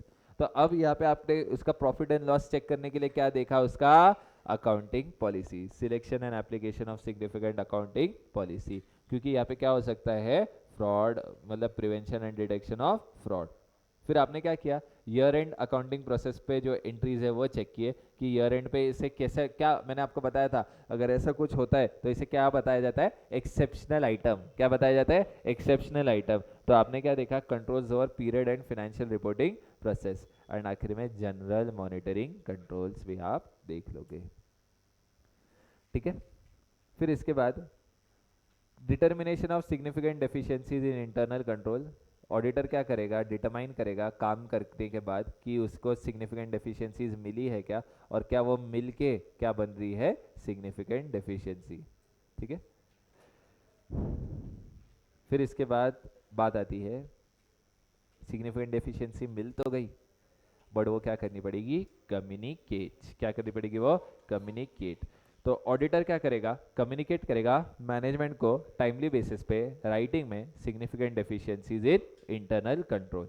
तो लिखित में ऑडिटर क्या करेगा, सिग्निफिकेंट डेफिशिएंसीज इंटरनल कंट्रोल में बताएगा, जो ऑडिटर को लगता है कि it is important to communicate to TCWG unless it is inappropriate to communicate directly to management. Sir ये पॉइंट का मतलब क्या है, फॉर एग्जाम्पल मेरे को मैनेजमेंट की चुगली करनी है टीसीडब्ल्यूजी को, तो मैं मैनेजमेंट को बोलूंगा क्या कि आपकी ये वाली चुगली मैं टीसीडब्ल्यूजी को करने वाला नहीं, चुगली डायरेक्ट करने की। तो अनटिल एंड अनलेस बेसिकली हम लोग चुगली नहीं कर रहे या ऐसी कुछ चीजें जो उनको बतानी नहीं चाहिए ना, हम पहले कोई चीज देखो, नॉर्मली क्या होगा, हमें कोई चीज टीसीडब्ल्यूजी को बतानी है, हम वो टीसीडब्ल्यूजी के बताने से पहले मैनेजमेंट को भी बता देंगे। बट अगर हमको लगता है यार उसको बताया तो गलत हो जाएगा, तो उसको नहीं बताया तो भी चल जाएगा। ठीक है, auditor shall communicate to management on timely basis in writing significant deficiency in internal control, in writing significant deficiency in internal control that auditor has or intends to communicate to TCWG। मतलब जो चीज auditor किसको बताना चाहता है, TCWG को, तो उनको बताने से पहले किसको बता दिया, मैनेजमेंट को, unless it is inappropriate to communicate directly to management। चुगली करनी है उनकी तो अपन उनको बताएंगे क्या, नहीं। दूसरा, other deficiencies in internal control not communicated by management, not communicated to management by third parties, है ना। कोई चीज जो है भले छोटी मोटी डेफिशिएंसी है, मैनेजमेंट को तो सब बताएंगे, टीसीडब्ल्यूजी को उनकी सिग्निफिकेंट डेफिशिएंसी, बट मैनेजमेंट को क्या बताएंगे, सारे डेफिशिएंसी। तो जो चीज है अदर पार्टीज ने मैनेजमेंट को नहीं बताई, अदर डेफिशिएंसीज, वो भी हम उन्हें बता देंगे, that in auditors professional judgment merit managements attention. फिर ऑडिटर क्या करेगा, ऑडिटर इस written communication of significant deficiency में दो चीजें डालेगा, पहले पॉइंट में description of deficiency and potential effect. याद है क्या नील सर के मेल पे अपन ने एक मेल भेजा था, है ना, कि सर क्या क्या हो रहा है, बेसिकली डिस्क्रिप्शन ऑफ डेफिशिएंसी और उसका पोटेंशियल इफेक्ट, और उसी के साथ सफिशिएंट इंफॉर्मेशन देंगे मैनेजमेंट और टीसीडब्ल्यूजी को to understand the context of communication. हम बोल क्या रहे ना वो समझने के लिए सफिशिएंट इंफॉर्मेशन, याद एक फाइल अटैच की थी, है ना, sufficient information to enable management और TCWG to understand context of communication. फिर ऑडिटर क्या बताएगा, purpose of audit was to express an opinion on financial statement. ये चीजें ऑडिटर किसको बता रहा है, टीसीडब्ल्यूजी को बता रहा है। ठीक है, ऑडिटर बोलेगा कि मैंने इंटरनल कंट्रोल चेक किए, but to design audit procedures and not to express opinion on effectiveness of internal controls. Matters being reported are limited to deficiencies identified during audit and are of sufficient information, sufficient importance to merit TCWG's attention। Sir ये तीन points क्या है, auditor TCWG को additionally बताएगा कि मेरा काम क्या है, ओपिनियन देना किस पे, फाइनेंशियल स्टेटमेंट में। मैंने इंटरनल कंट्रोल्स को चेक किया है, बट क्यों चेक किया है, मैंने ऑडिट प्रोसीजर्स डिटरमाइन करने के लिए उन्हें चेक किया है, उन पे ओपिनियन देने के लिए मैंने उन्हें चेक नहीं किया है। जो भी गलतियां मुझे मिली, मुझे ऑडिट प्रोसीजर्स लगाते टाइप जो भी गलतियां मिली वो मैंने आपको बता दी, इनके अलावा भी और गलतियां हो सकती है, और ये गलतियां मैं जो आपको बता रहा हूँ they are of sufficient importance to merit TCWG your attention. समझे, तो ऐसे ही आपका 265 भी होता है खत्म, और ब्रेक से पहले आखिरी स्टैंडर्ड रहेगा आपका 299 joint audit of financial statement. ये एकदम छोटा सा स्टैंडर्ड है आशीष, चालू होते ही ये स्टैंडर्ड खत्म हो जाएगा, joint audit of financial statements.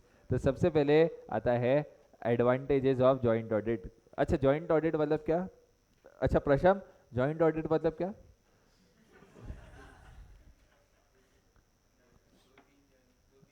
दो तीन सीए फर्म्स, दो या उससे ज़्यादा सीए फर्म्स क्या कर रहे हैं, मिलके ऑडिट कर रहे हैं तो ऐसे ऑडिट को हम क्या बोलते हैं, joint audit of financial statement. सबसे पहले एडवांटेजेस, ठीक है, एकदम बढ़िया फ्लो बनाया था आपके लिए एडवांटेजेस के लिए। पहला लोअर, दूसरा लोअर, तीसरा लोअर, ठीक है। लोअर क्या थे, तीन, lower workload, lower staff development cost, lower cost to carry out the work, है ना। एक बड़ी एंटिटी का ऑडिट बेचारी एक फर्म अकेली करेगी तो कितना वर्कलोड होगा, तो वर्कलोड क्या हो जाता है, डिस्ट्रीब्यूट हो जाता है। लोअर स्टाफ डेवलपमेंट कॉस्ट, अभी ट्रेनिंग दोनों फर्म मिलके करेंगे तो ट्रेनिंग का पैसा भी बच जाएगा। Lower cost to carry out the work. फिर लोअर के बाद था बेटर, बेटर, ठीक है, और छठवा भी क्या था, बेटर, ठीक है, better better better, lower lower lower, better better better, better service to client. फिर उसके बाद sorry, better quality of performance, better service of to client and a sense of healthy competition towards a better performance. Sir better quality of performance मतलब क्या, अरे हम जिस काम में स्पेशलिस्ट है हम वो करेंगे तो क्वालिटी क्या हो जाएगी, बेटर। फिर उसके बाद बेटर सर्विस टू क्लाइंट मिलेगी इसके वजह से, और इसके बाद एक सेंस ऑफ हेल्दी कंपटीशन रहेगी। अरे अभी दो दोस्तों को ही देख लो, फॉर एग्जांपल, अरे तूने इतना पढ़ लिया, हाँ मैं भी इतना पढ़ गया, है ना, ये जो रहता है ना, ऑडिटर बड़े भी हो जाओ तो भी रहता है sense of healthy competition towards better performance.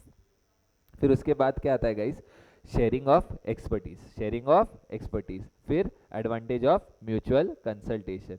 फिर displacement of auditor of a company taken over is often obviated. इसका याद है एग्जांपल, वोडाफोन आइडिया, वोडाफोन का ऑडिटर कोई और था, आइडिया का ऑडिटर कोई और था, बट जब दोनों कंपनियां मिल चुकी है तो अब मिलके क्या होगा, बेसिकली कौन ऑडिट करेगा, जॉइंट ऑडिट करेंगे तो अच्छा रह जाएगा। इनका तो भी चलो बिजनेस सेम है, बट एक्विजिशन कभी ऐसा दो अलग अलग कंपनीज का हुआ है तो फिर यहाँ पे joint audit any time sensible बनता है। एंड लास्ट में, in respect of MNCs, the work can be spread using the expertise of local firms which are in better position to deal with the detailed work and the local laws and regulations. Summary क्या था, in case of MNCs, local firms are in a better position to deal with local laws and regulations. फिर इसके बाद आते हैं disadvantages. सबसे पहले तो अगर हम देखें तो तीन थे, कोक कोक को, क्या थे, कोक कोक को, लिख के रखो भूल जाओगे आप, है ना। पहले तीन पॉइंट क्या थे, कोक कोक को। पहला general superiority complex of the some auditors, of some auditors. दूसरा problem of coordination of work, area of common concern being neglected. Sir superiority complex, अरे हम बिग फोर ये चिंदी लोगों के साथ ऑडिट करेंगे क्या, ये क्या है, सुपेरियोरिटी कॉम्प्लेक्स ऑफ सब ऑडिटर्स। फिर problem of coordination of work, और तीसरा जो कॉमन कंसर्न है वो काम क्या हो रहा है, निग्लेक्ट हो रहा है। फिर फीस बिंग शेयर, दर्दनाक चीज, फीस जो है वो शेयर करनी पड़ रही है, वो सबसे दर्दनाक। फिर psychological problem where firm of different standing are associated. समीक्षा हो गया बेटा, समीक्षा मैडम, एक सेकंड रुको, मैं वॉल्यूम चालू करता हूँ, एक सेकंड बेटा बस।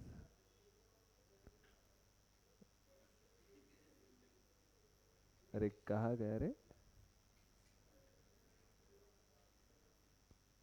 अरे नहीं हो रहा है,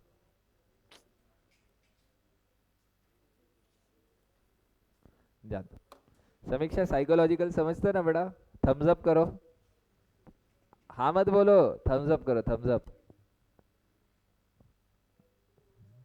वेरी गुड बेटा, वेरी गुड, ठीक है। तो साइकोलॉजिकल प्रॉब्लम मतलब क्या, बेसिकली अगर फॉर एग्जांपल मैं बोल रहा हूँ कि नहीं ऐसा होना चाहिए, वो बोल रहा है नहीं ऐसा होना चाहिए। अभी भावेश, क्या बात है बेटा, भावेश ने हैंड्स अप किया है साइकोलॉजिकल पे। तो यहाँ पे जब where firms of different standing are associated, अभी ओपिनियन दोनों का अलग है ना, कुछ नहीं ऐसा करना चाहिए, ऐसा करना चाहिए, है ना, मारा मारी ना कर ले आइलैंड जैसे बच्चों के जैसे। तो इसके इसके वजह से इसके वजह से क्या होता है बेसिकली, मतलब साइकोलॉजिकल प्रॉब्लम होती है। और लास्ट प्रॉब्लम है uncertainty about liability of work done, काम तो उसने किया है बट क्या मेरी जिम्मेदारी भी है या नहीं, ठीक है। तो अब यहाँ पे जब भी हम क्या कर रहे हैं, जब भी हम जॉइंट ऑडिट कर रहे हैं तो एंगेजमेंट पार्टनर और बाकी लोगों ने जो मेन टीम में ना उसको प्लानिंग के दौरान इन्वॉल्व करना चाहिए, जॉइंट ऑडिट स्ट्रेटेजी बनानी चाहिए। ऑडिट स्ट्रेटेजी इन लोगों ने मिलके बनानी चाहिए। और ऑडिट चालू होने से पहले ना इन लोगों ने मिलके जॉइंट ऑडिट प्लान बनाना चाहिए। और उस जॉइंट ऑडिट प्लान में क्या क्या चीज़ें आएगी, how will the joint auditors develop joint audit plan. पहला, identify division of audit areas and common audit areas, a certain reporting objective of the engagement. अगले 3 पॉइंट क्या, अगले 4 पॉइंट क्या थे, एंगेजमेंट एंगेजमेंट एंगेजमेंट एंगेजमेंट। देखो नहीं लिखा होगा आपके उधर तो लिख दो, ये तरीके भूल जाओगे नहीं तो। एंगेजमेंट एंगेजमेंट एंगेजमेंट एंगेजमेंट, ठीक है। क्या था गाइस पहला, identify division of audit areas and common audit areas. फिर 4 पॉइंट एंगेजमेंट वाले थे, अ certain reporting objective of the engagement, a certain necessary a certain the nature timing and extent of resources necessary to accomplish the engagement। फिर उसके बाद in directing the engagement team's effort। फिर उसके बाद consider the results of preliminary engagement activities or other similar activities performed earlier। और last में consider and communicate among all joint auditors factors that are significant। कोई नहीं, क्या question है बेटा ये क्वेश्चन बेसिकली बताता है कि जब हम लोग क्या कर रहे हैं, जॉइंट ऑडिट प्लान बना रहे हैं, तो जॉइंट ऑडिट प्लान में क्या क्या चीज़ें कंसिडर करनी है। पहला, identify division of audit areas and common audit areas. कितना काम के लिए पार्टनर ए रिस्पॉन्सिबल है, फर्म ए रिस्पॉन्सिबल है, कितने काम के लिए फर्म बी रिस्पॉन्सिबल है, और कितने काम के लिए दोनों रिस्पॉन्सिबल है, ठीक है। फिर दूसरा, certain reporting objective of the engagement, मतलब क्या क्या चीज़ें रिपोर्ट करना है, कारो भी रिपोर्ट करना है क्या, 143 सेक्शन भी रिपोर्ट करना है क्या, बैंक है तो लफार भी रिपोर्ट कर रहा है क्या, रिपोर्टिंग ऑब्जेक्टिव समझ लो। फिर उसके बाद सर्टन एंटी ऑफ रिसोर्सेज, कितने आदमी लगेंगे, तेरे कितने आदमी मेरे कितने आदमी, है ना, वो सब बेसिकली देखना पड़ेगा। फिर उसके बाद in directing the engagement teams effort, है ना, डायरेक्शन देना पड़ेगा ना, तो प्लानिंग के दौरान ही क्या करो, एंगेजमेंट टीम को डायरेक्शन दे दो। फिर उसके बाद consider results of preliminary engagement activity. Sir preliminary engagement activity बोले तो acceptance and continuance of client relationship, वो वाले पॉइंट, विजू औकात चप्पल, वो वाले पॉइंट जो है ना कंसिडर कर लो प्लानिंग के दौरान ही। अगर इंटीग्रिटी में थोड़ा भी खोट लगे ना राजस, तुरंत ऑडिट प्रोसीजर बढ़ा देने के। एंड जो भी चीज़ें आपको सिग्निफिकेंट लगती है आप दूसरे वाले को बोल दो, वो जो है आपको बोल देगा, समझे क्या। अच्छा, एंगेजमेंट लेटर सेम चाहिए कि अलग अलग चाहिए, कॉमन एंगेजमेंट लेटर चाहिए। और रिप्रेजेंटेशन SFIT के अनुसार रिटर्न रिप्रेजेंटेशन भी सेम ही ले लेने का। Work allocation document shall be signed by majority की ऑल द जॉइंट ऑडिटर्स। फिर इसके बाद अगेन एक इंपॉर्टेंट क्वेश्चन था कि what are the areas in which all the joint auditors will be jointly and severally responsible. पहला, work which is not divided and carried out by all joint auditors, कुछ छूट गया divide करना ही भूल गए तो उसके लिए कौन जिम्मेदार, सब। कौन जिम्मेदार, सब। दूसरा, common audit areas determined under audit planning, audit planning के अंडर ही डिटरमाइन किया था कि इसके लिए सब रिस्पॉन्सिबल, तो उसके लिए कौन रिस्पॉन्सिबल, सब रिस्पॉन्सिबल। फिर दो पॉइंट है ना अगले फाइनेंशियल स्टेटमेंट वाले, किसके है, फाइनेंशियल स्टेटमेंट। तो 2 पॉइंट बोलते हैं, फाइनेंशियल स्टेटमेंट जो है ना रेलेवेंट स्टैट्यूट्स का कंप्लायंस करना चाहिए, और फाइनेंशियल स्टेटमेंट जो है ना फाइनेंशियल रिपोर्टिंग फ्रेमवर्क का कंप्लायंस करना चाहिए। इसके लिए कौन जिम्मेदार, सब। कौन जिम्मेदार, सब। फिर अपना हथियार क्या है, अपना हथियार ऑडिट रिपोर्ट। ऑडिट रिपोर्ट जो है ना राजस, it should comply with the requirement of SAs, relevant statutes and other pronouncement issued by ICI। इसके लिए कौन जिम्मेदार, सब। और इसके बाद matters brought to the notice of joint auditors by any one of them and there is agreement in such matter. मतलब क्या है, एक कॉम्प्लेक्स मैटर था जो एक जॉइंट ऑडिटर ने क्या किया, बाकी सबको बोला और बाकी सब बोले हाँ हाँ भाई तूने ठीक किया, तो ऐसे केस के लिए इस मैटर के लिए कौन जिम्मेदार, सब, ठीक है। अब इसके बाद लास्ट में एक इम्पॉर्टेंट पॉइंट था कि सर बेसिकली एक ऑडिटर बोलता है, फॉर एग्जांपल 3 ऑडिटर है ABC, ए और बी बोलते हैं अनमॉडिफाइड दो, सी बोलता है मॉडिफाइड दो, तो तीनातिक करेंगे कि मेजॉरिटी विंस करेंगे। तो इस केस में क्या होगा, सेपरेट ऑडिट रिपोर्ट जाएगी, क्या जाएगी, सेपरेट ऑडिट रिपोर्ट, है ना। तो यहाँ पे क्या होगा बेसिकली, अगर डिसएग्रीमेंट है तो यहाँ पे बेसिकली नॉर्मली तो हम क्या देते हैं, कॉमन ऑडिट रिपोर्ट, नॉर्मली क्या देते हैं, कॉमन ऑडिट रिपोर्ट, बट ऐसे एक्सट्रीम केसेस में सेपरेट ऑडिट रिपोर्ट देंगे। उनकी रिपोर्ट में हमारे रिपोर्ट का रेफरेंस, हमारे रिपोर्ट में उनके रिपोर्ट का रेफरेंस रहेगा। और ऐसे ही खत्म होती है आपकी पूरी ऐसे 200 सीरीज। ठीक है, अभी देंगे थोड़ा ब्रेक।